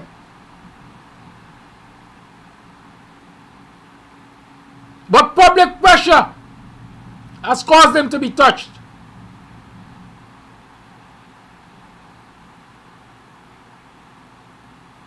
Brothers and sisters, I want to say to y'all something. And I hinted at it the last time. Up to yesterday, I talked about rich man's privilege and poor people's pain. I want you to recognize how the access to resources and the financial wealth of this country in the hands of just a few people are being used against the ordinary citizens of this country who we consider poor. And if for no other reason, you must stand up and demand not only the removal of DHARAMLALL from office, but the removal of all of those who facilitated this kind of behavior, alleged behavior, in office.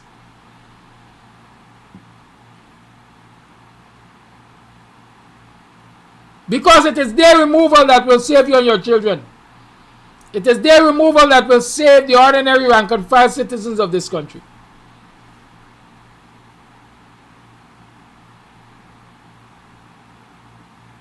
Until we can make our politicians and other public movers and shakers understand that as citizens we are not going to stand and allow such abuses to go by. We are all in danger. We are all in danger because we have seen what the access and the use of power can do in this society. An alleged rapist doesn't spend 5 hours in the custody of police compared to people who are accused of simple misdemeanors, etc., who spend 72 hours before they even get their first view of the court.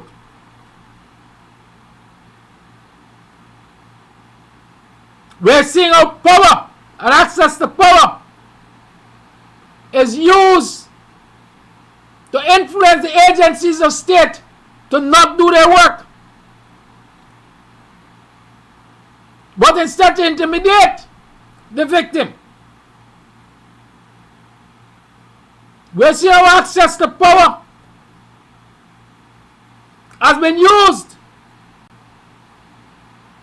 not to arrest the alleged perpetrator, but to create some kind of non-disclosure document and coerce the family into signing it. As I say, money talks and bullshit walks.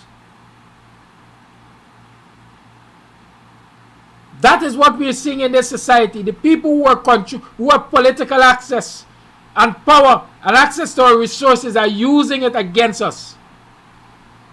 The onus is on us to right that wrong. The onus is on us to fix it. The onus is on us to put race and ethnicity and political allegiance aside and confront this wicked and vindictive government. If we want to protect our children, if we want to protect the right-thinking and law-abiding citizens of this society, we have to get rid of them.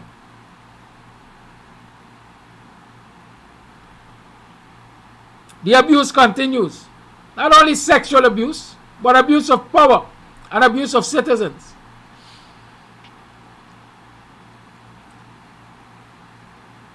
The local government elections are just over. The PPP have failed to win Linden as they wanted to. What has central government done? Use NISIL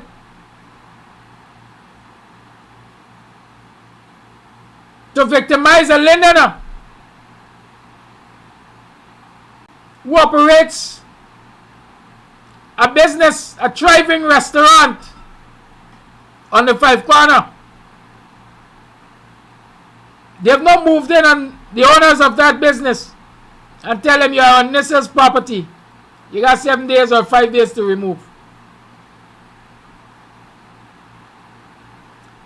The people who are applying their trade in Plaisance lined up. I understand there were some notices yesterday. They got 7 days to remove. The very people who are wearing their red t-shirts and jumping up behind them in exchange for gutter cleaning contracts. I understand all of those contracts have been brought to an abrupt end. And I can continue to give you a long list of abuses taking place. Lands that belong to Afro-Guyanese communities in the front of their communities. There's a plan by this government to take over those lands, to create housing areas, but not just to create housing areas, but to bring their supporters from other parts of the country and put them in those housing areas as a form of gerrymandering, as a form of reducing the possibility of winning for the opposition in those areas. You have seen them testing it on a smaller scale. Well, the big plan, the grand plan, is to take over all of those vacant lands in front of African Guyanese communities, especially those that are quote-unquote opposition strongholds, and allocate them for housing to the PPP supporters, so that there will be an influx of PPP supporters in these quote-unquote opposition strongholds. And so they will reduce the impact of the opposition vote in these areas.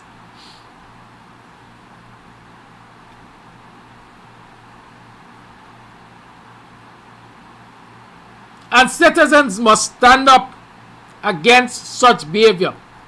I'm making a public call this morning. African Guyanese, if you have lands in front of your communities that belong to your community, go and squat on it. Go and squat on it. I am saying go and squat on it. And be prepared to confront the state to defend it.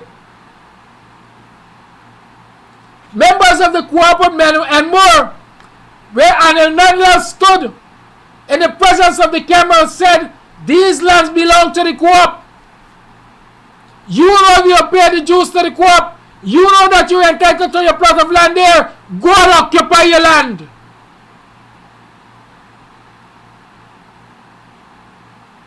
Members of the Judicial co-op, the land along the Melanie Turn, you know that you spent your money to acquire it. You know that it belongs to the co-op. Go and occupy your land. This is a time for confronting this wicked and sexual perversive government. It's not only sexual perversion they're into. They're perversing the course of justice. They're infringing on the rights of the citizens. They're a kleptocracy.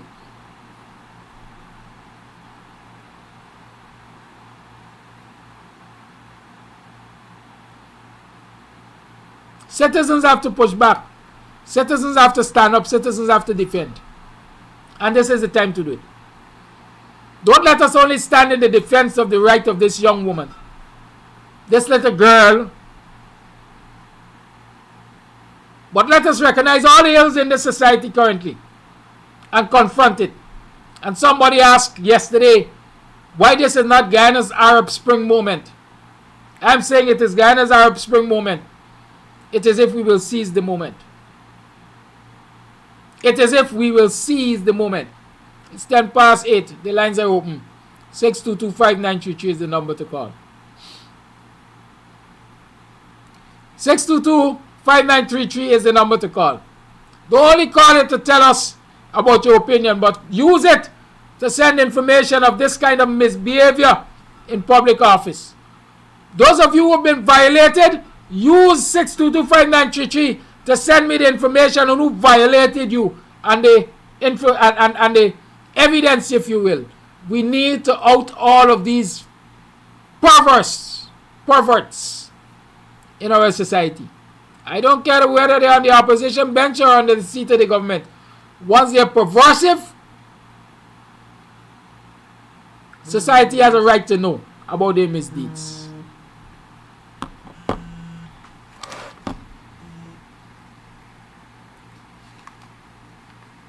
Call it live. Morning, Kadaki. Again, I'm afraid we will not seize the opportunity, as I said yesterday, our Arab Spring moment. But we're looking for the opportunity to go and wind down at the next big dance put up by your oppressor. They got something coming up at what the place name, Marriott. You're gonna see all of them out there with the fancy hair and what's not. I was speaking to one of them yesterday, to a friend yesterday. And you know what a friend tell me? This is not my business, I'm not interested. This is them people business that they come out and go and do what they got to do. This is not we business. Conversation cease. You know what I mean? And I'm hearing that across the entire spectrum of Guyana. Everybody, playing hot, but nobody's ready to come out and let the heat go places where it's supposed to go. Everybody's just playing hot. And if we didn't have people like you, Mark Benschka, Dr. Hines, who drills into these things and let people know about what's going on, I don't know what the hell would have happened there. And where's the next you and the rest of activists? Where are they? We can't find them because they're busy hustling, going to do the things that ain't make no sense. And generations to come are going to suffer. This is all I have to say this morning. Thank you. As he come out chant say I only got mouth. Come out chant. Like I tell you, in recent times I must have been the most frequently arrested persons for confronting this government. So I only got mouth. I just put my body where my mouth there. I just put my body where my mouth there. And so when citizens are ready to confront this government, I will be present. I'm always present. Call your life, good morning. Morning, neighbor. Pleasant new day. Pleasant new day to your neighbor. Pleasant new day. Let me talk to the Linden people, them. The PPP, Linden people. The PPP. They're broken down one of the best night spot from a run by a brother of the Sile of Linden. Let me start calling your name. How they looking, Shanghai? How they looking for you? What your party doing? How they looking? If you notice, for the longest while, it's people of the black ancestry. It's black people. Then let's put it raw. Black people getting attacked all the time in the name of development. How they looking for you? Go out on the front and reason it and talk, Shanghai. Go out and talk. Go out and talk. Jambi, how they looking for you, big brother? How they looking for you? The people coming in and start rooting up because you know why? They might get the way in Linden. This is how brutal and evil. These people evil, and I tell you, big strong black brothers. It was such a sad scene to see y'all jumping red jersey. When I check the videos and see the type of brothers them, why nobody looking up to jumping a red jersey and going there up and the people selling the soul with we fathers and grandfathers tile for Canvas City. Canvas City get the name for man coming from all over the place, go there and build homes after the canvas, the waste from the company. Those are what they call Canvas City. These fathers and grandfathers struggle so hard, and for see y'all could stand up and support an evilous regime. Sheriff 5, get up and talk. Get up and come on programs like these and talk about the good things what the PPP do for Linden. Both brothers and sisters, them in the Comaka mines, I get up and reason the good things what the PPP do. Most of y'all grow under the PPP because they've been there for 23 years. Y'all get up and boast other than getting little money in your pocket for yourself. I get up and boast. Now you see what they're going on with? The sheltering and the Nissel, you know, when happen, you're going to hear a couple man and Nissel sell it to somebody when you contribute to Linden. To somebody when you contribute to Linden. You know what we're supposed to do as Lindeners? Because we're supposed to be a people holding we yard. We're supposed to go and break down PPP office where they get there. Because they get it illegal there. But instead of though, we want to keep security for them. We want to hold a brutal and a racist and a wicked PPP and a continuing to make it known that this is not the PPP of Dr. Chedi Jagon. Although we was not supporters, they're not much supporters of PPP in Linden when it was Dr. Chedi Jagon time.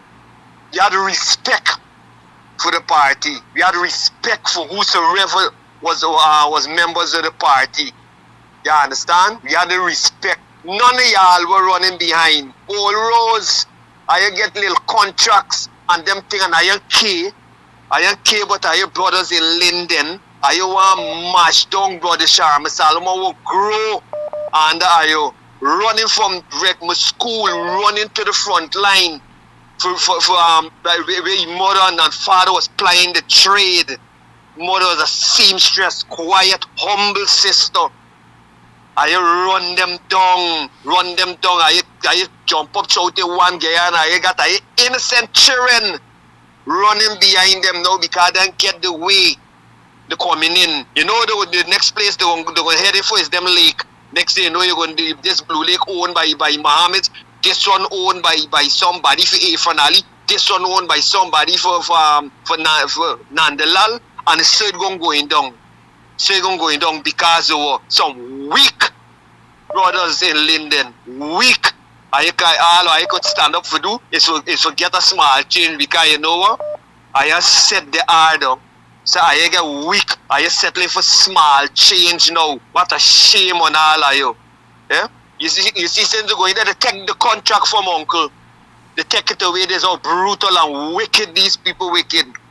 But I'm waiting for next election come to see how much are you going to continue running. How much are you going to continue running? I used to tell PPP is shaking and draw money. They're taking the money out of the coffers and give I am feeling proud. I am running down. I am brothers. I am running on. I am putting I am sisters under the pressure. This is why the whole tax there. That everything there in GT, everything there in this country is the only thing cheap is a black man. This is the only cheap thing you could get is a black man because the people like y'all. What causing there? That's a black woman, a black man. Because the people like y'all, big strong men jumping up on nomination day for PPP, coming talking about what they could do and what they would this and that. Instead, y'all represent a turf. I think I could go import Moranton and them other where the Indian sisters and brothers them own the area. I think I could go in and run any selection there. I think I could go in and say, but I keep in party and put lawless name to it and them kind of thing. There's always y'all set a fire, y'all just there for yourself. And there's the pressure we are putting down on the women and the little ones, them will have to come up. Men I know I grow under, I get respect for. I know I get respect for. With Sharma Salomon grow up under.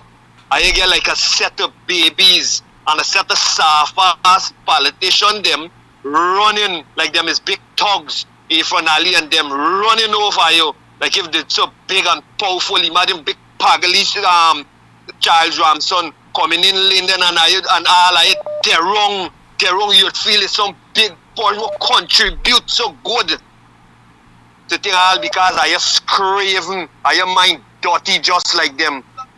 But morning, but you see when they falling, all are you going falling down with them. Are you don't start falling already because they don't start showing. Are you down because they don't get the support what they're looking for. Once they get it, was snap election they come in. Are you set a clown? Are you better wake up, brothers? Are you wake up because are you putting pressure upon the sisters and the children? And are you making we parents and we grandparents will struggle to make Linden what it is? Are you putting pressure upon them? Let it rest properly for the hard earned sweat. Are you wonder? Are you craving? Are you for yourself? Fire on all of you. Are you get up and talk? The 5 corner, the one of the best night spot on 5 corner, the hustling for broke it down. I am going for defender. You will see who will get it later down in the name of what the thing name. Of what? What is the scarlet? I forget what the scarlet. They know they ain't such a passion with these people, I tell you. Yeah, in the name of development. And are you going to have a tech though? Are you going to be security guard when are you going to see who going to own it? Yeah, people won't contribute nothing to them. Going to come and own all them lake, them beautiful places, them. Why you're supposed to team up and pull up and own. For when they come, let them pay the money, guys. Linden we dealing with. You understand? But we gonna keep we faith in we brother, we young brother, Sharma, and the whole little team that he got, because them is Linden by blood and by heart, and them are loosened, and we will represent them. I ain't got for represent. I just stay stupid. 2 money we gonna see some of them man on your back. Are you gonna fetching them around? Just like how James Van had an umbrella fetch shelter around, this how they gonna get at you. Set a weak ass black man them. This is all I there for. Blessed love and have a good day, my brother. Thank you for your call. Call it live, good morning. Yeah, blessed good morning to you, Mr. Kadaki, and to the rest of the Guyanese nation. Mr. Kadaki, first of all, I want to tell you thanks very much for allowing Guyanese to use your platform. I want to tell you thanks very much for being a blessing to this nation. And I want to tell you thanks very much for every effort you are making to assist this Guyanese nation. Mr. Kadaki, one advice I want to remind you. Do not follow behind people who are accusing you of this. That is what they're going to do to try. I know you're stronger than that. But I'm just reminding you, don't follow behind them. Let them talk. To hell with what they are saying. You know what you are doing is ordained by God. You are blessed by God to do what you're doing. And who God bless, no man can curse. And once after saying this to you, Mr. Kadaki, I want to speak directly to the President of Guyana. And Comrade President, I am asking you, and I'm saying to you, sir, you are a president for all of the citizens of Guyana. With all humble and due respect to you, Mr. Ali, you are supposed to be a Muslim. Please do not allow Mr. Jagdio to take control over your choice of decision, even if he helping appointing you to become the president or he paid a part. Don't allow him to use you. Because why I'm saying this, Mr. Ali, your family, your generation is valued far more than Mr. Jagdio influence and a PPP party guiding. Your character and your personality. Yes, Mr. Ali, history is going to speak of you, so I'm asking you, do not allow Mr. Jagdio to mislead you and lead you astray. Remember, you have a family, you're a blessed man, and you're a loving young man. You get the opportunity to rule a nation. Lead this nation into righteousness. Please, Mr. Ali, don't follow the members of the PPP party. And then one more thing, Mr. Kadaki, is that I'm speaking to the churches. I am especially for us assembly, which had impacted my life a lot. And I am asking the pastor for us assembly. I am asking Mr. Raphael Messiah. I have great amount of respect for you, sir. You have impacted my life a great lot. And I'm asking you to please continue to be a blessing to this nation, which you are. I'm not saying you have stopped, but continue. And let your voice be in order to things like these here. Speak out more.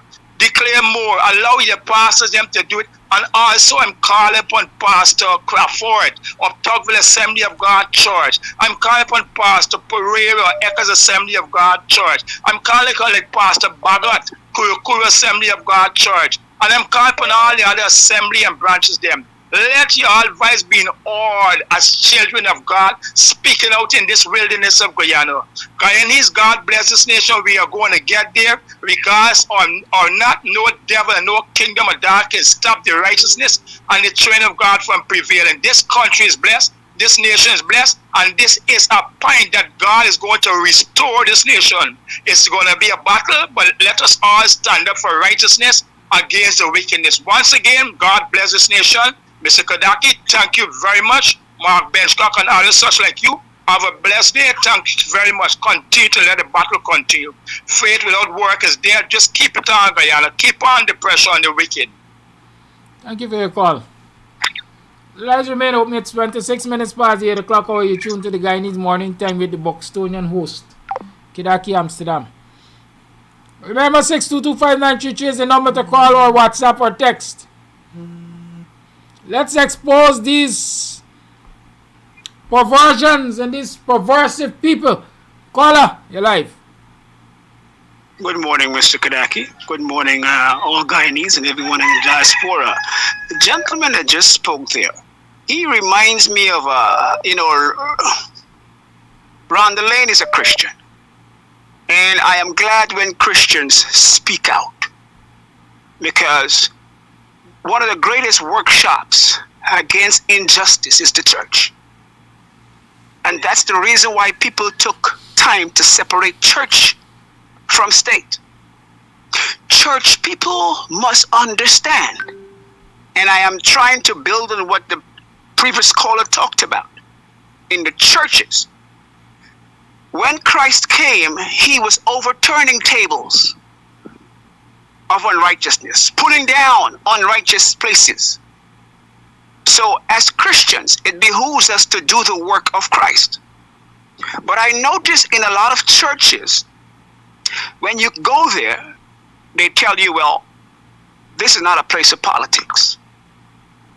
Leave politics at the door. We are here to fight wickedness and unrighteousness. But as soon as the followers of the church leave the church and go to the workplace, whether they're working at GPL, whether they're working at the courts, whether they're working whatever in the market, they find themselves confronted with the wickedness that they were not fighting in the church. All right? But we pray to fight against unrighteousness, but majority of the unrighteousness isn't in the church building. It's outside when you get on the bus, when you go in the market. So it's in our best interest to bring the gospel, to bring the works of Christ into our workplace. Right? So we must understand that distinction. That the greatest fight we fight as Christianity is in our workplace, in the public space. So that's where we need to confront the fight. Now, while I agree with the brother just called, I disagree on one point. Irfan Ali is not our president. We have been forced to accept illegitimacy. Now, while the brother made some good points, I want to say that that particular point, Irfan Ali is not our president. There are many of us who filed a petition in our name to say that Irfan Ali is not our president. We are currently in court to say that Irfan Ali is an illegitimate president. So while we talk good things, and I accept the great stuff that the caller just called, we don't want to, swallow something that's not true. Okay? Part of the reason we are going through this is because Irfan Ali has chosen to suspend the Police Service Commission. Irfan Ali is walking around telling people he's going to bypass local government elections, that he's going to circumvent constitutional procedures in the Constitution for local government. He's going to jump over all of that. Okay, if we support Ali, we support Ali, all that he did to President Granger, all he did to our coalition. If we support Ali, if we say Ali is our president, that means we support regime change. If we say we support Ali, that means we support Ali not raising public sector's workers' salaries sufficiently. If we support Ali, it means we support what he's doing in Makkah, in Linden. Ali is a purveyor, a conduit for extrajudicial killings. If we say we support Ali, how can we support Ali and the PPP and they are responsible, according to Raja Khan, according to files, according to the Bacchus brothers, according to testimony, that they are responsible for over 1,480 extrajudicial killings? Once again, Ali is not our president. And we support the churches coming out into the fight, because righteousness and unrighteousness needs to be fought in the workplace, because that's where the greatest unrighteousness exists. Once again, thank you for listening. Thank you for calling. The lines remain open.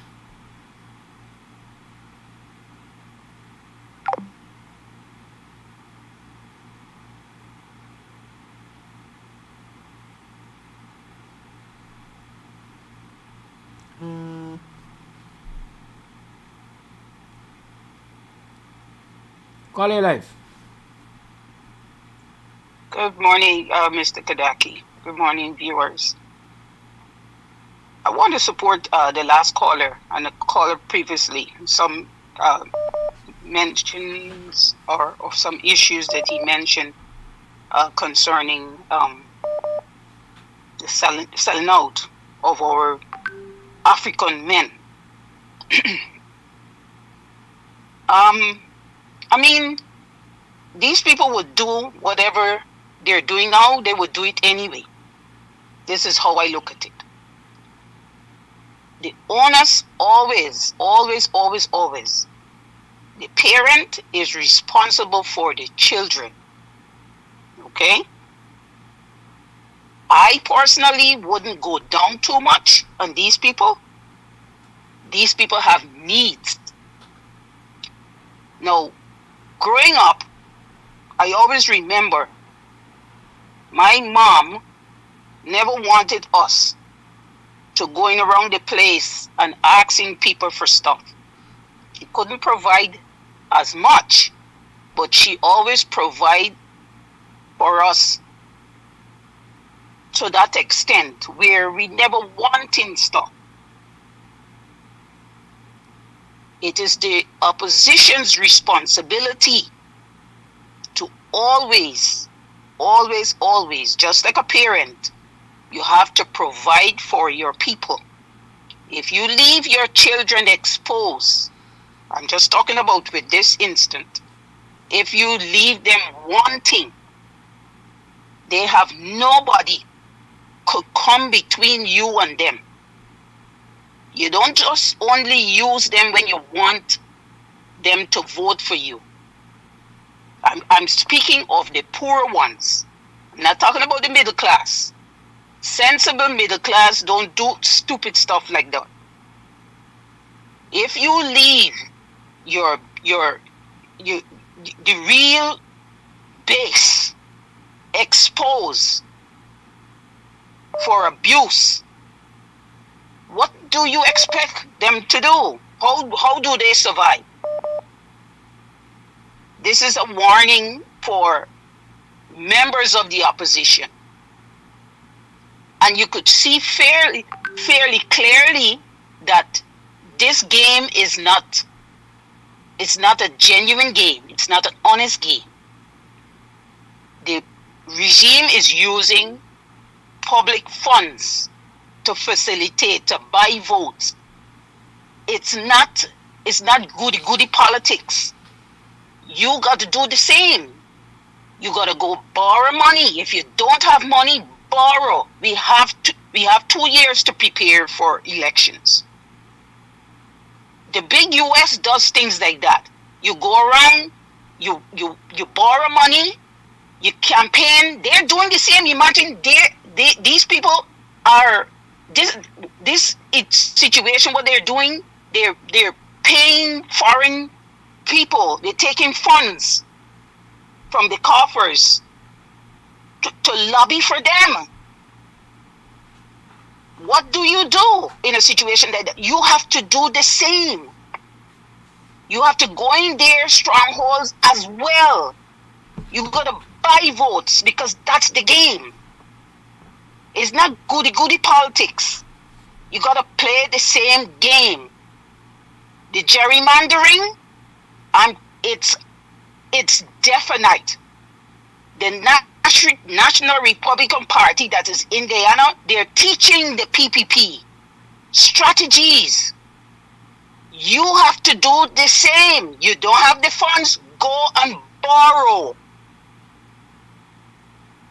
Buy votes. It's legal. The US is accepting the stolen money from our coffers to bring business in Guyana. They're teaching them, you have to do the same. They're going in your stronghold. They're billing settlements to gerrymander. You have to do the same.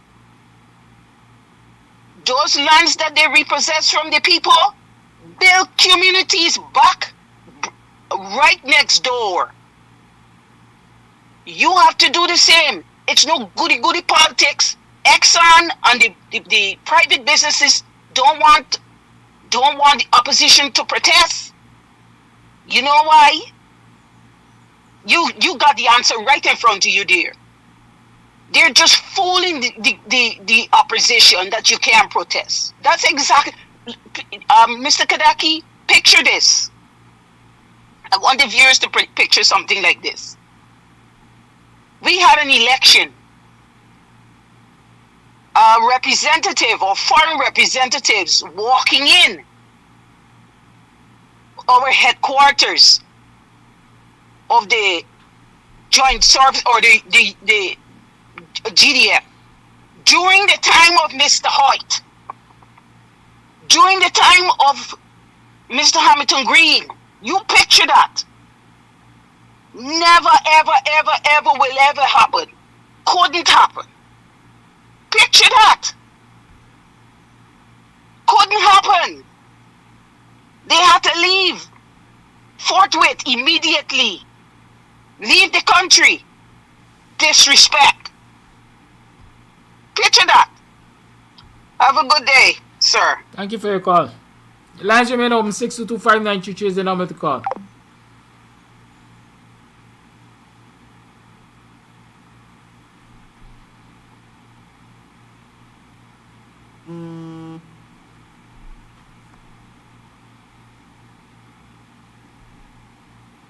Call you live. Good morning to one and all. You know, Guyana is seen as a place of, to the international world, the international community, as a place on fire. It is atrocities after atrocities, man-made, man-intended on these atrocities. And so that is the way it is seen. It's like something worse or in parallel with the war. So I'm calling on the people, the opposition people, other people, Guyanese in the whole, who don't need to see our country burnt, to rise up and out this fire now. Because it seems it's a big fire. That's how we look at this. People in diaspora, the international world, the international community, it's a place on fire. So the opposition needs to come up. Needs to come up and out this fire right now. And out this fire right now. This is the time. This is the time we need to rise up, people. This is the time, people. Come up from all the places where you are. Let's rise up. Let's call a big day of protest or whatever. Let's rise up. Everybody just start undermining this government seriously, because it's everybody that is being affected right now directly. So we need to rise up, people. Thank you. Thank you for your call. Lines remain open. You tune to the Guyanese Morning Time, hosted by the Buxtonian.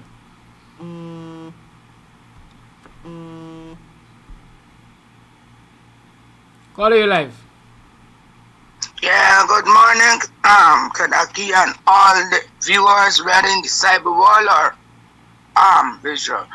Anyway, now with the DHARAMLALL case, I wonder if that was the advice of his counsel to remove and repaint this place to try to obscure the evidence.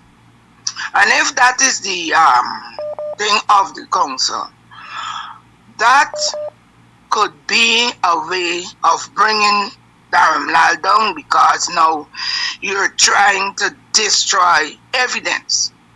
Because once you rearrange and you think you're trying to destroy evidence, and I hope that the case, the prosecution, I think it is, will take all of this into consideration.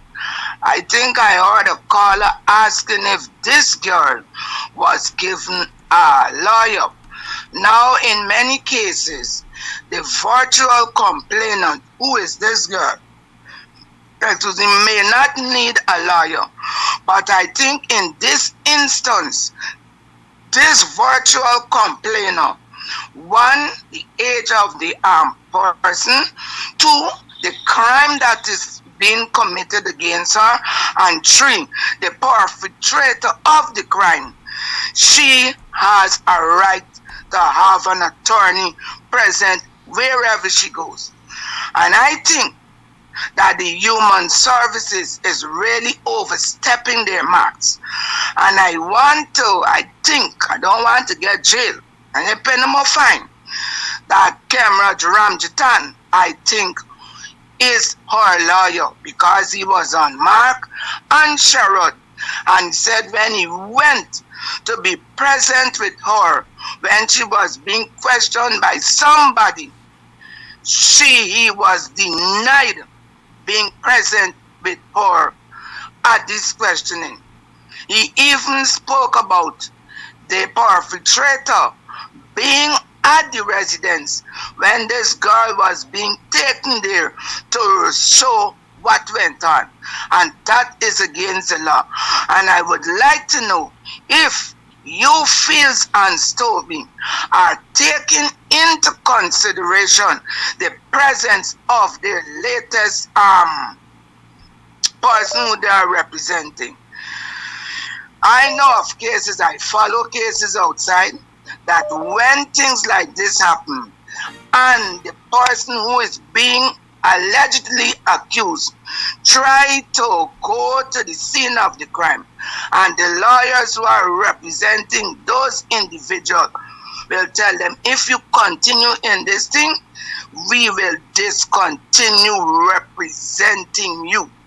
And here is where Fields and Stovey has to come out with something thing.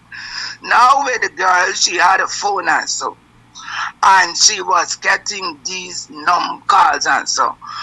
I think she heard a bit. She should have let people know, like, when this thing was going on. Because take, for instance, the girl in America. Her mother was a mother who the more tech savvy than the girl, that she run the phone and she was able to stop.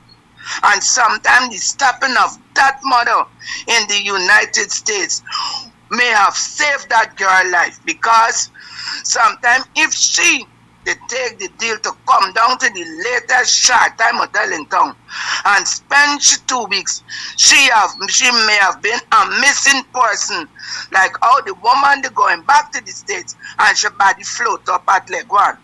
Alright, so parents, we give our children these devices to assist them in their schoolwork now and to let us know. But I think we as parents got to get more tech savvy to be checking on our children devices, because these predators subject these little children to their web, and by the time you know it, you got like what happened with this girl.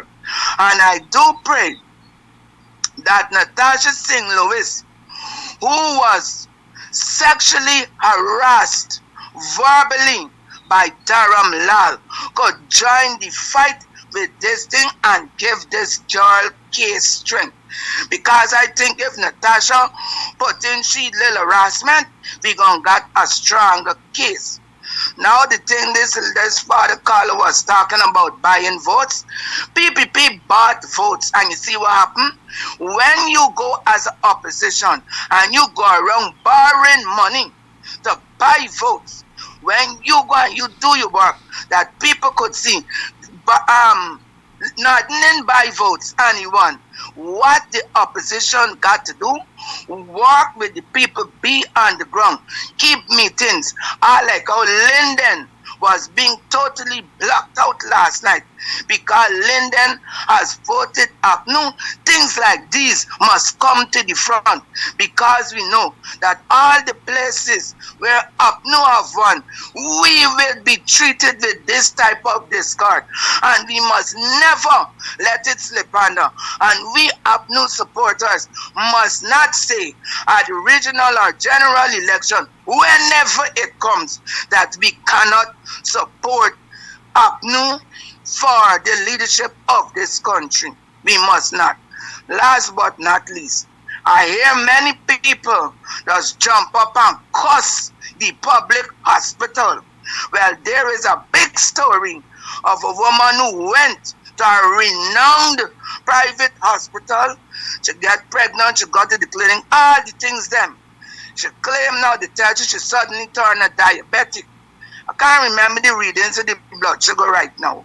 Anyway, eventually, she was, I think, 38 weeks. And when she went to the hospital, they said she got to go into labor, and they inserted 2 tablets via her vagina. And I think that that drug that they may have used may be a drug called Psychotech that was used on me. And that is a crazy drug. I could tell you about it. I ain't going into that. That drug was being called off the market. Eventually, this girl has lost her child. But what times why I bring up this, everybody does criticize Georgetown Hospital and the public hospital. I want them to see that the same mistakes that are being made in the public hospital is also being made in the private hospital. But the only sad thing is that you pay for the mistakes. And I don't say that because the public is free, they must make these mistakes. But mistakes do happen. I want now, because when the women they get the injection and she going to back and so, people they jump up and say that the public hospital ain't good. I want those same people to jump up now and give their good verdict on the private hospital that the woman went to. It is all over the news. It's Palwan Singh Hospital. Bye-bye. Thank you.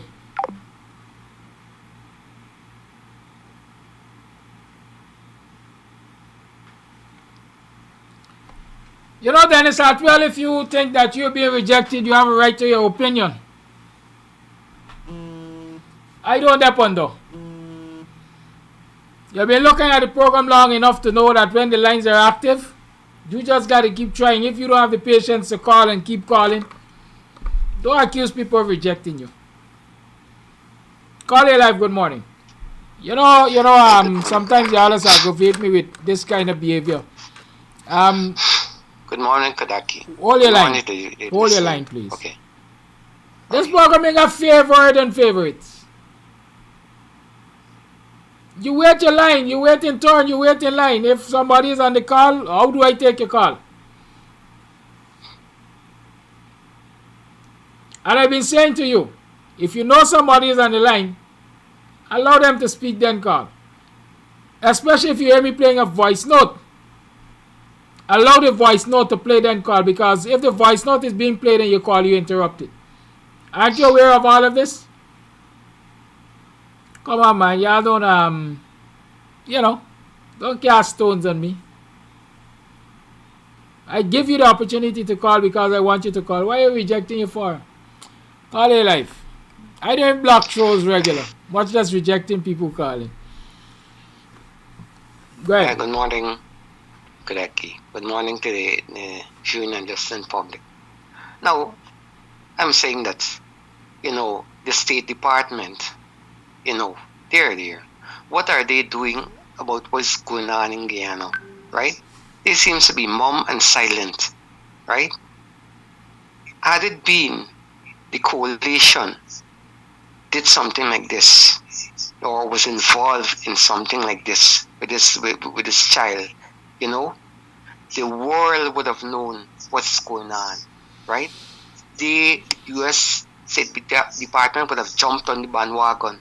So what is it that is keeping them from doing that? I don't understand why they are not sanctioning this government. This government should be sanctioned, right? If they don't want to sanction this government, pick out this guy as an individual. And he has got to be held accountable for what is going on. Secondly, I'm saying that in order for you to build something new and get something done, you have to break down the old ones.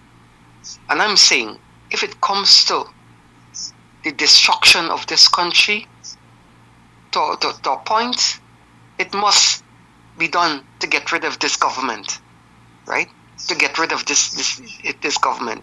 And this government is illegal, as it is not a legitimate government, right? And one caller was talking about we need to hold the fire. I think fire should be fight with equal amount of fire. So all these atrocities is going on, that they are taking away the bread from the people at the Plaisance line top and those other places, right? There must be something that has to be done to stop this runaway train. It is getting to a point that there would be mass destruction. So if we don't stop it now, there would be destruction. and all these things, right, coming to this PPP party is because of one man. Because of one man. And they are going to be destroyed. They are going to be destroyed because of this one man. That's my contribution. That's my take this morning. Thank you very much.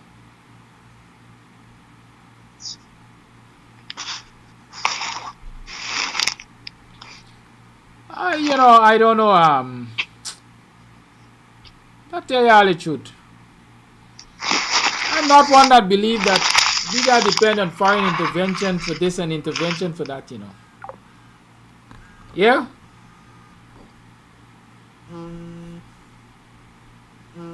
Man must be man anyway. And if Guyana is your home, you must be a man at home. Call it life, good morning. I'm depending on foreign intervention to solve my problems, home. Do you call on your neighbor to fix your domestics? You do what you gotta do, Morning, brother. And Guyanese gotta do what Guyanese gotta do here. Morning, caller, go ahead. Morning, brother Kadaki. Morning. Morning to you and the people in the diaspora, and my godly Guyanese brothers and sisters. We keep on asking ourselves, why is it the international community not saying nothing? They can't say nothing because they're a lawless country. They want to uphold and they want to talk about democracy. Look what Trump is doing, and they get the gerrymandering around the place and can't prosecute him up to now. They got the rotten clearing in the barrel and they can't deal with it. And Guyanese got to stand up. Guyanese got to stand up. We got to start tearing down, because this incident with DHARAMLALL, I'm watching it with them eyes. It must not slip away. Like Bascom, where they shot in his bed. The Henry boys were the murder soon as they come in. They gun load of drugs, they gun load of boat. They set up gun and drugs on the boat. And there's evidence that the US, the London, and the Canadian people, they're looking at. And in the first place, look, the one that jumping around as the president, if he's hard revoked for Canada, why these people not saying nothing? Why they not saying nothing? When we got victory with this DHARAMLALL story, we supposed to attack we bundle and go in front of the embassies of this country and protest them. It hurting. It real hurting what they want to make we place like Sudan and these other African countries where they drain. What wrong with these people? We got to go to the embassy and protest these people, because we are a loving country and we have everything. Why they want to destroy us like that?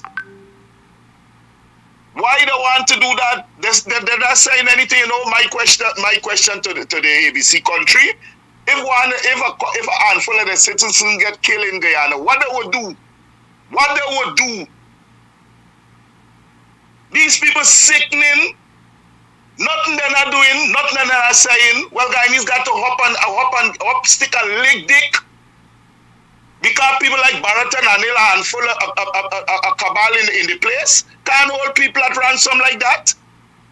It's sickening. It's sickening. I'm telling you, it's sickening. And there's not democracy. In all the African country, the ABC country trampling. That is why you see how they love, we name Robert Mugabe. Some of them had also jump out and left the country. This is my contribution. What is it the ABC country they're doing? We gotta protest protest the resident. You have a blessed day, man, and continue good work. Because I don't know if you didn't have a program like this, what would happen to we? That is my contribution. Thank you for your call.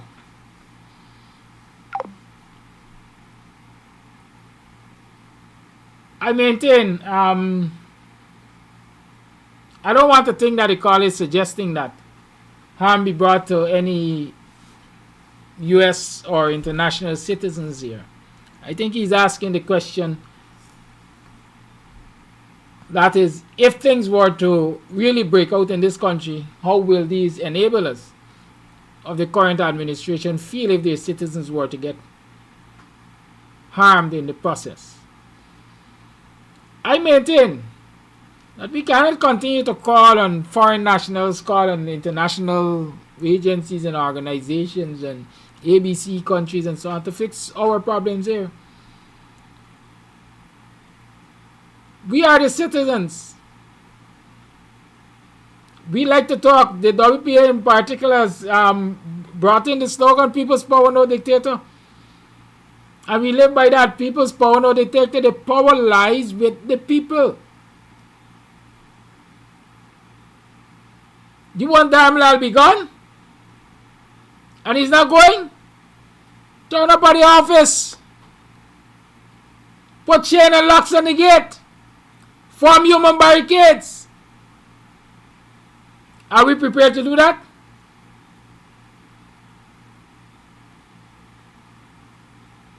You want things to function, you have to be prepared to bring the government to halt. What the Arab Spring was about. Citizens confronting their governments. They didn't wait on the US to intervene. They didn't wait on Canada and the UK and EU and everybody else to intervene. They stood up for the defense of their rights. Until we as people, we as citizens of this country can be prepared to stand in defense of our rights, they're not going to be respected. I as a neighbor see your husband beating you left, right and center every day, and you ain't saying nothing. I as a neighbor will put myself in harm's way for you. It doesn't sound logical. Because you self will join with your husband and beat my ass.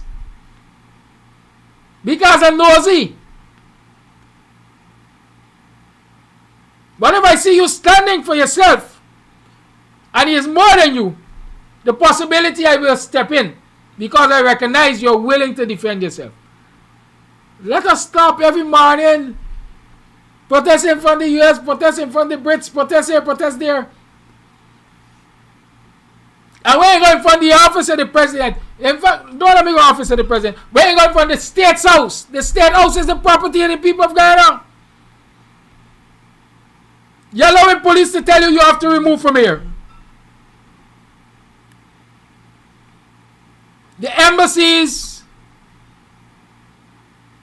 are sovereign states, if you call it that, in your country. The embassies of the US and British and all of them is just like the US and British and all of them. They have a right to defend their territory. They say, let's go in front there and protest. Let's draw their attention to what's happening in Guyana. But you can't go in front where your president lives in a house that belongs to you. The landlord can't protest the tenant.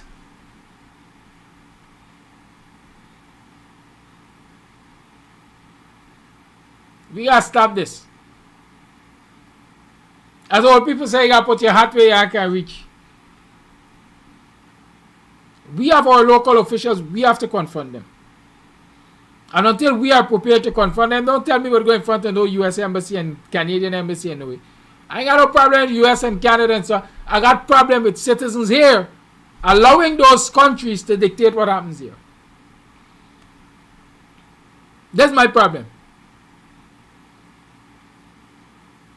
For as long as you're going to allow a foreign nation to dictate who forms your government, and you sit back and accept that, you're a pawn. Because then your government is not answerable to you.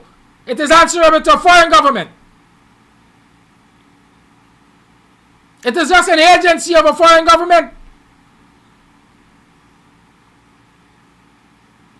So you're just another colonial citizen. Might not be of the Brits. It might be of the Americans in this instance. How do you fix that? By confronting the government that has been installed by them.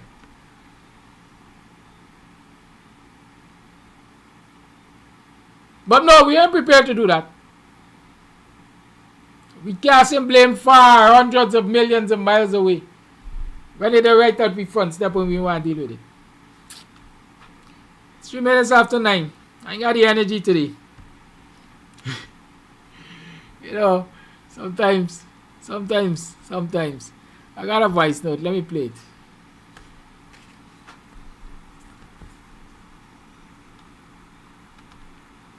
All of these people are against what is happening.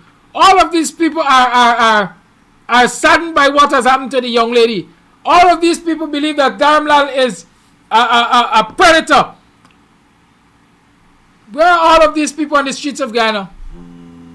Bringing the country to halt and say until DHARAMLALL goes, the city shall stay on the lockdown.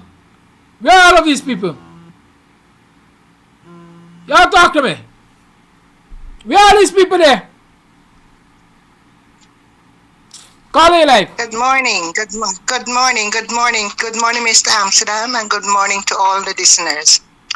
What I want to say, my view is that where the country is, Chagdio is the one that has the country in that state.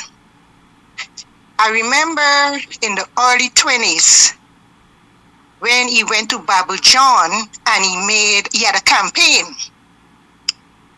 And one of the things he told the people is that don't vote for the PNC at that time, that if you vote for them, that the police and the soldiers would come and rape your daughters. That thing hurt me. You know, the next morning, all the girls at work were talking about it. But now he has his local government minister going in and raping our indigenous people. You know, the thing is too is that these people were taught from small.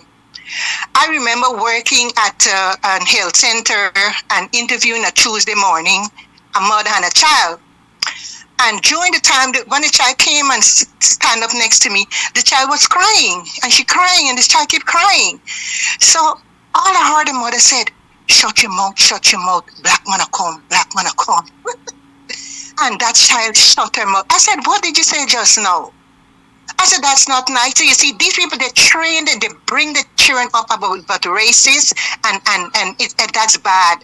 You know, that's bad, you know.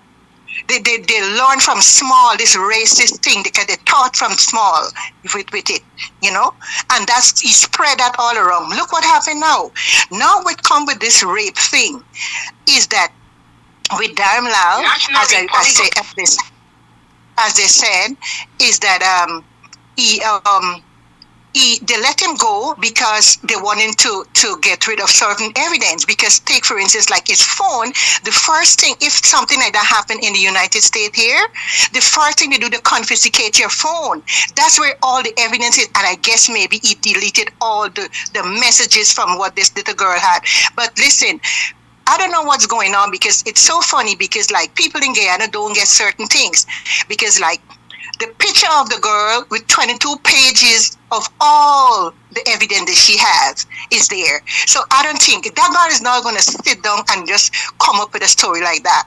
And one of the things that hurts me when I read that story, when that girl said when he went into her back, and she said it was so painful that she dig her fingernail in his hands, you know, and that thing hurt me. And the other day, when a man came and talking about it, and he had tears and talking because he's a dad, he know what it is, and I keep saying, I said, that's a man.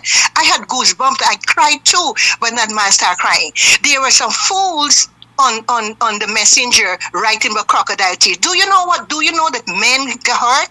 Men hurt too, and men do cry. Sometimes people just talk and write some stupidness when I look at some of those remarks that they made. One thing, another thing with Guyanese, they don't do lots of reading. They need to go on the internet, read stuff, read and gain knowledge. Thank you so much for enlightening them every morning, and I hope they're learning from it. You know, they're learning from that. You know, but all the evidence I get is gone. But one of the things I'm asking is that these fathers that are listening, and these fathers in this community, need to sit and communicate with your daughter, teach your daughter. But you know what? Many of them running and having affairs, banking the money in Erie Bank that doesn't have no profit when the time comes. Spend time with your children. Spend time with your daughter, especially when she becomes a young lady. Even before then, Even before that, don't even not even your uncle, your cousins. Don't make girls sit on the lap of male, because you don't know the mindset of these people. You know, it's sad to see what's going on.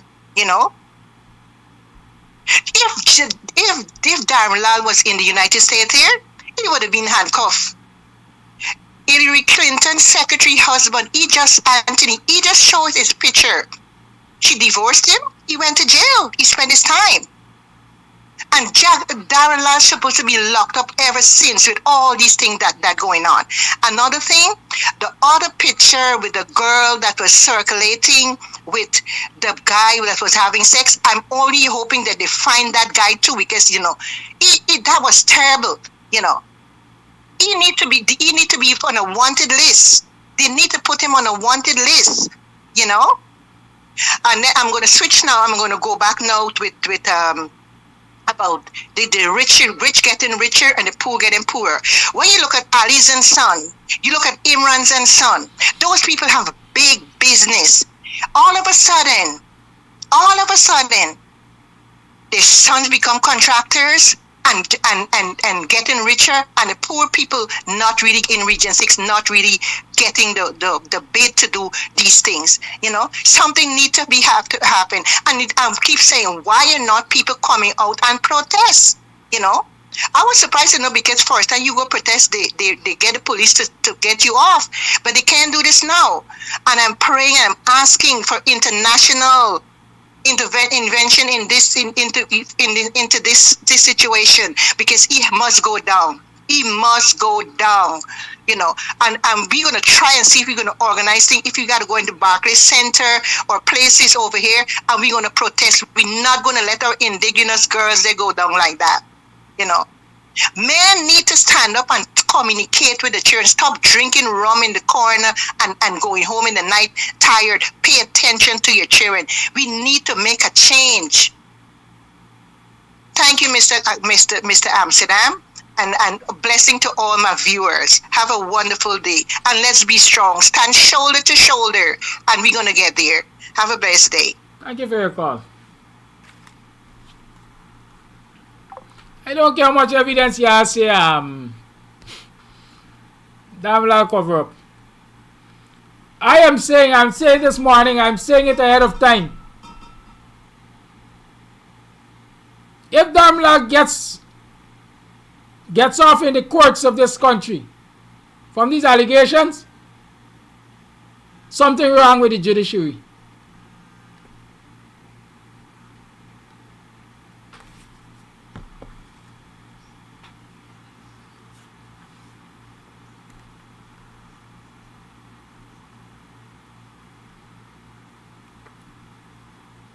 I care what you say. I think there's enough evidence out there. I think there's enough credibility in the young lady's story. Good morning, Mr. Amsterdam and viewers. It's not the same Jack View that sit on television. Same thing I just spoke about. That sit on social media and say, Norton is going around telling his people that the PPP government going to break down your houses, going to take back lands, not going to develop your communities. And now today, you're seeing what they're doing. They're doing the same thing that they say that they would not do. That is what Jack Joe said and say he would not go and destroy people's homes. He would not go and take away your lands, but he would work with the communities to develop and see how best to make the people of Guyana happy and comfortable.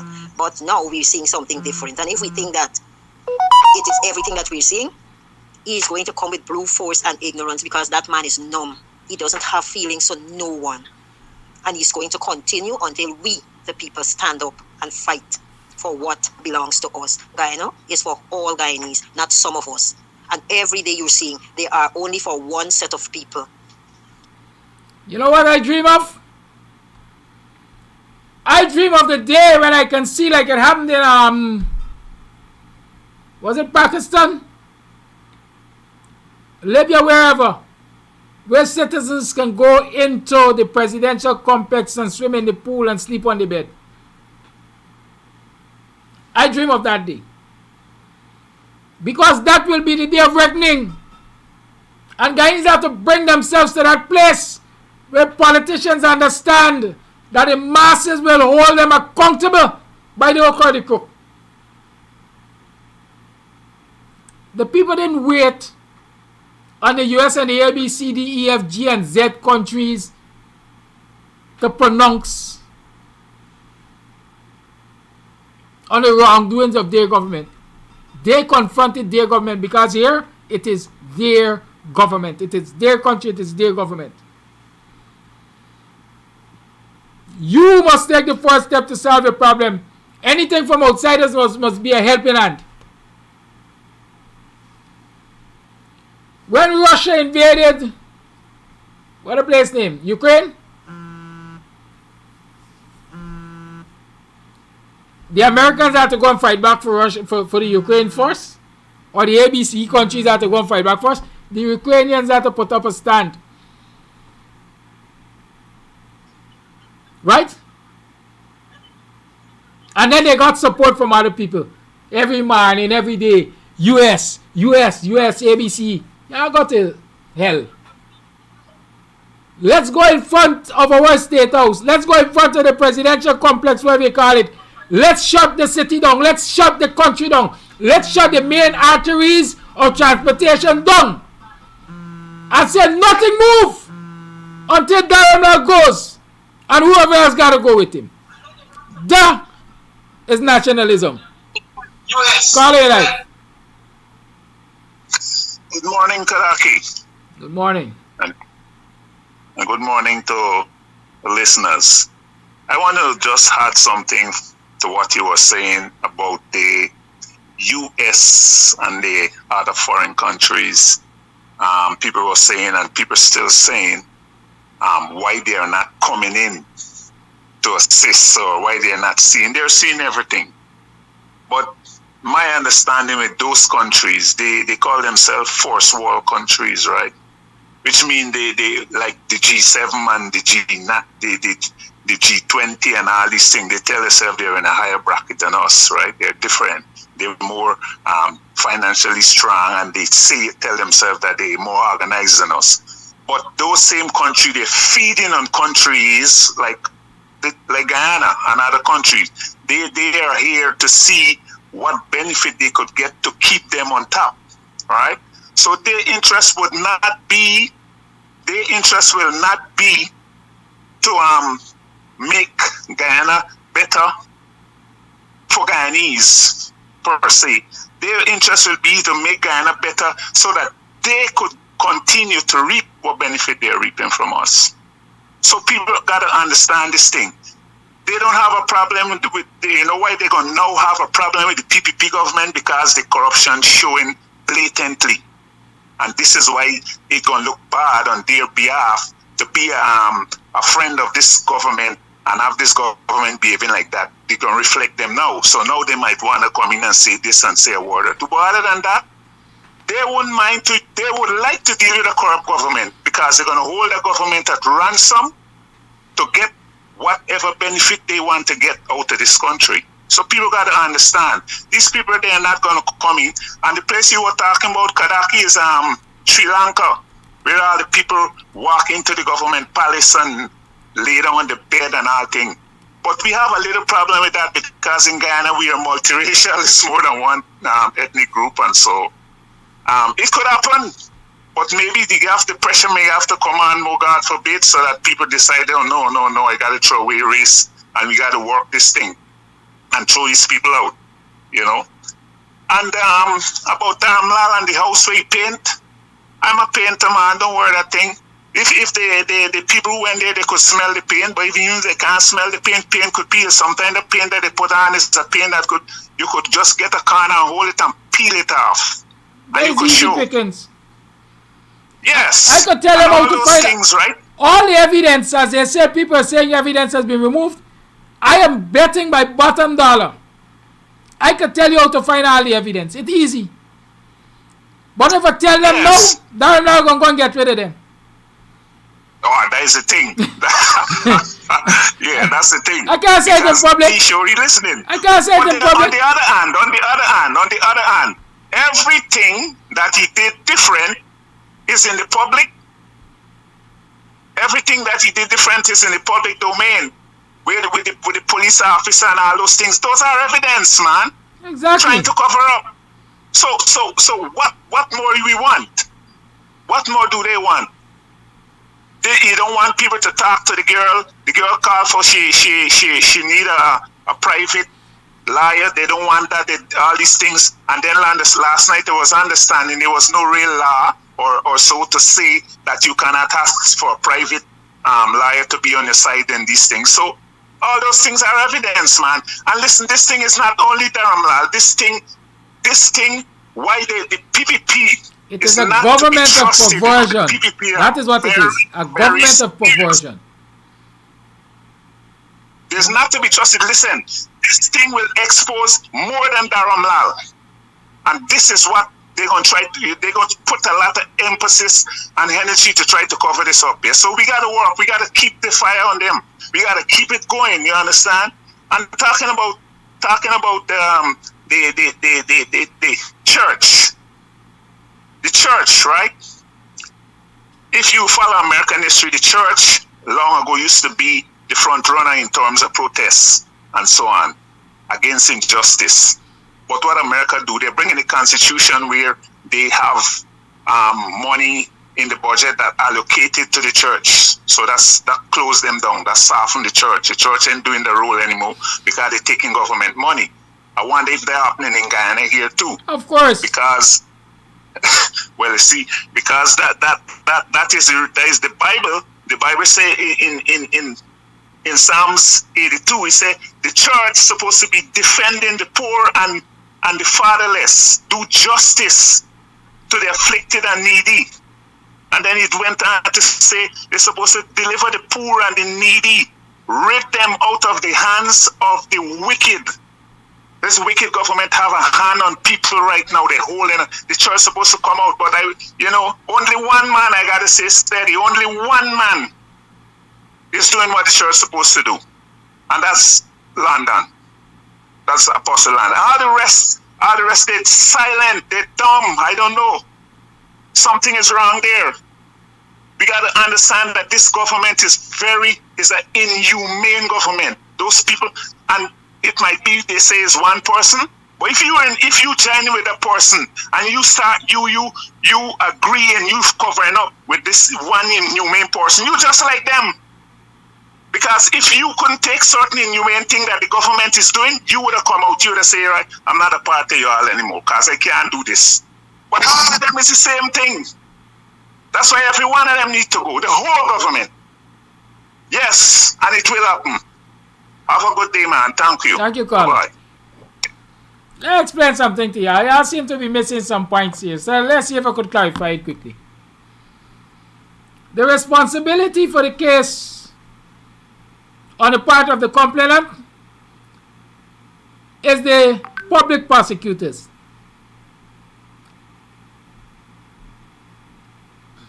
For smaller cases than this government has hired special prosecutors. For less than this government has hired special prosecutors. And the citizens of this country, quite frankly, ought to be demanding special prosecution in this matter. Because we have no trust in the DPP, the Director of Public Prosecution. She's one of them. And so the victim is saying, I need a lawyer, an independent lawyer to advise me along with the public prosecutors. I don't see anything wrong with that. Because the independent lawyer will be able to weigh the advice given by public prosecutors and see if it is in keeping, if it is in the best interest of the victim. You think the DPP and them don't know that? Why you think they're preventing the lawyers from meeting with the client? But you know something that dawned on me? And I hope I'm right. Rape trials are usually conducted in the presence of a jury, isn't that so? Rape trials are jury trials, am I right? And if rape trials are jury trials, I'm repeating it. I don't see how we getting out of this one.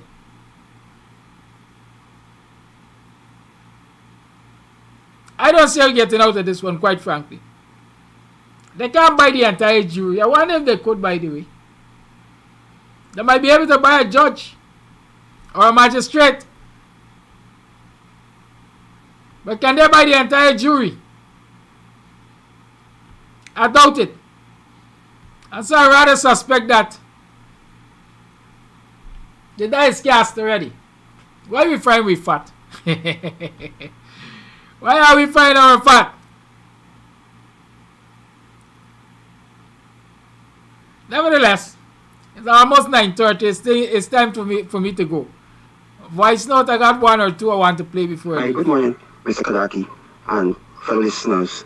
I'm following this scenario where this child was raped in the interior, and listening that she had sent a letter to the president, and he said that he had seen the letter, he had heard about it on Facebook, and he didn't act on it because no official complaint has been made.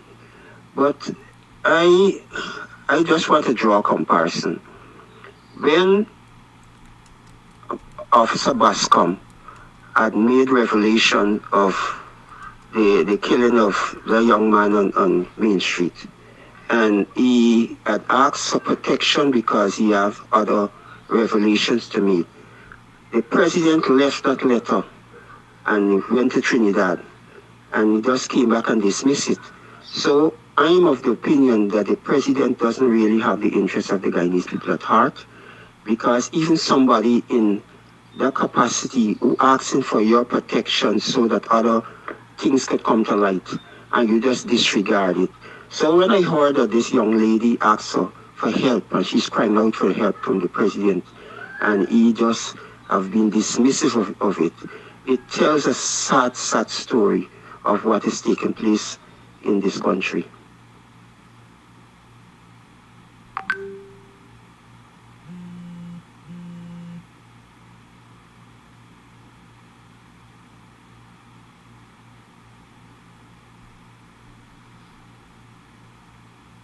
And y'all tell me how we getting all the jurors to be selected by the PPP. Nevertheless, listen, I'm told that yes, it's an indictable offense, meaning that it can only be tried by a judge and jury. In the past, there would have been a preliminary inquiry by a magistrate to determine whether or not a prima facie case was made out. However, with the new Sexual Offense Act, there's no need for a preliminary inquiry. A paper committal can be done. Right, good. So, who does the paper committal? The DPP, I guess? Yeah. You see, that's what I'm saying. But nevertheless, my thing is, it's going to be a jury trial. I expect it to reach the trial. And I expect it to be a jury trial. It has been confirmed that rape cases are tried by juries. For me, the die is cast. Because I'm positive that young lady, listen, I got so much trust. I got so much respect for Nigel youth that I'm going to say this morning. It is customary in rape cases for lawyers to try to attack and destroy the character of the complainant, of the victim. I do not believe that is the nature of Nigel youth. Like I say, I believe the role of lawyers in any case is to ensure the clients get a fair hearing and justice is done. Not to batter the victim nor the, what do you call him? You know what? The witnesses. Right? Not to batter the victim nor the witnesses. And so, as much as people say Nigel this and Nigel that and Nigel like this and Nigel like that, I am saying, knowing the stature of the man, he's going to do what is expected of him as a legal counselor. ensure his client gets a fair hearing and justice is done. The rest is up to the court. I'll have a good day. Oh, by the way, Irfan Prasad, why are you on this program every morning trying to do troll work for the PPP? Your pension from Eugene big enough? Irfan Prasad, your pension ain't big enough? I said to y'all come on this program every morning to talk crap. And y'all living in another jurisdiction, you don't even understand what's happening here. Imagine some of y'all cussing out people on this program and still asking if there is a district attorney in Guyana. We don't deal with district attorney. District attorney is the way you are there, living in the basements and so on. Right? Director of Public Prosecutions is what we have here. And public prosecutors. Understand that. Irfan Prasad, I'm surprised at you, man. You have served at the highest level of education in this country, behaving like such a dimwit. Have a good day. Yeah, goodbye. Bye-bye. Talk to you tomorrow. Another program of Guyanese Morning Time. Join Dr. Hines tonight. We must never give up. In fact, before I leave, let me leave you with this song. Because that's what's happening in this country. They're taking advantage of the underprivileged. Y'all listen to Garnet Silk. That's what they're doing. Nobody can tell. But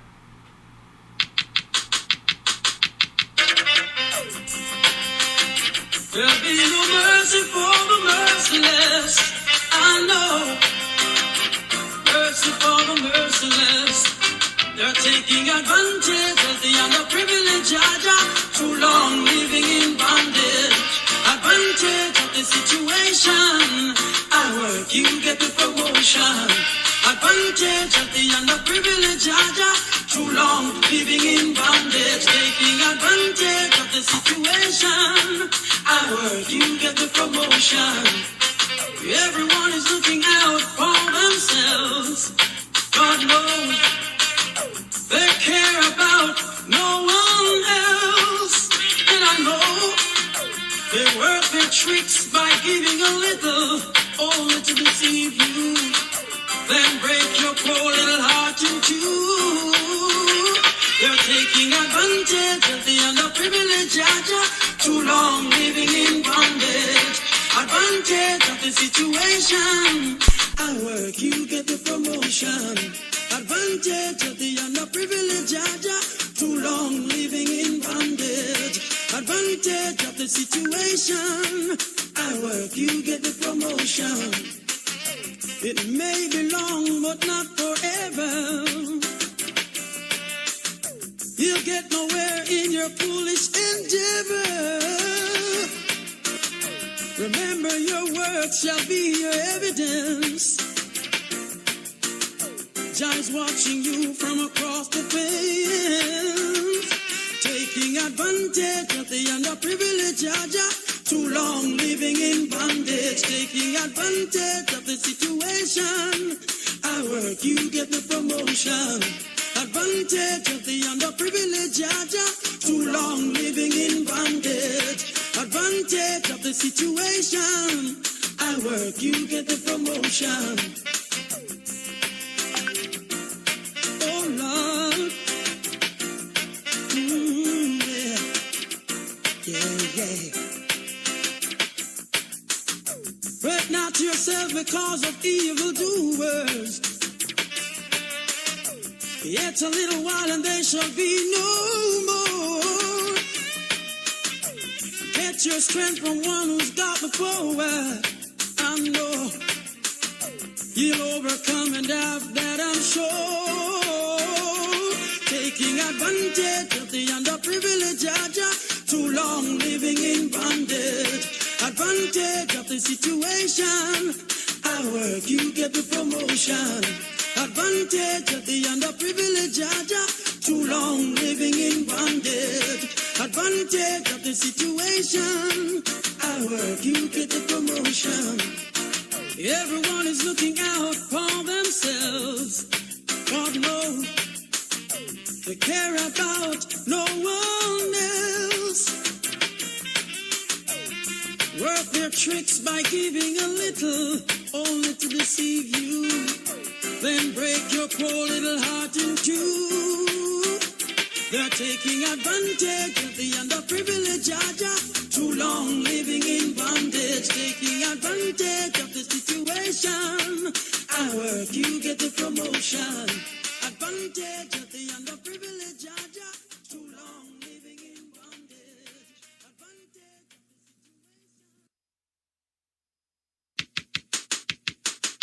the situation. There'll be no mercy for.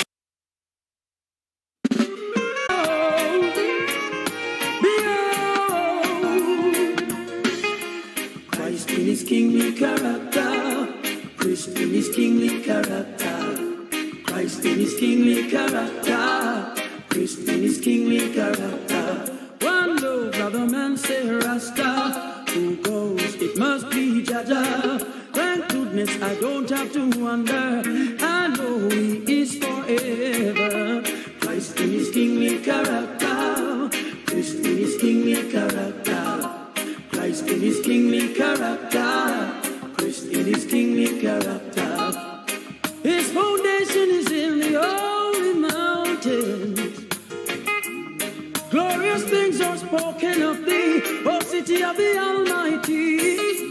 He's the living legend of this Iowa, conquering lion of the tribe of Judah. Christ in his kingly character, Christ in his kingly character, Christ in his kingly character, Christ in his kingly character. Many know the truth and hide it, many feel the vibes and try to avoid it, but the truth must be revealed, and oh my God is real.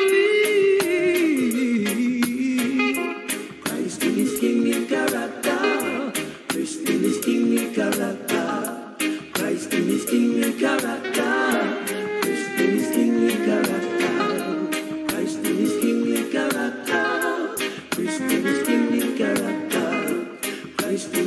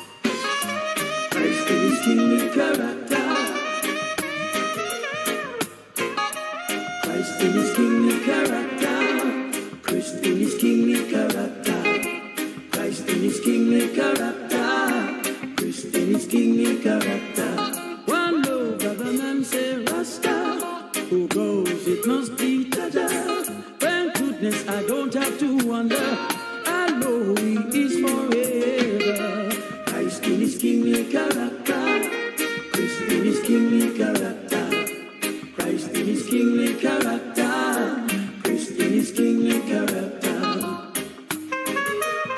Help me look to the east, help me see the King coming.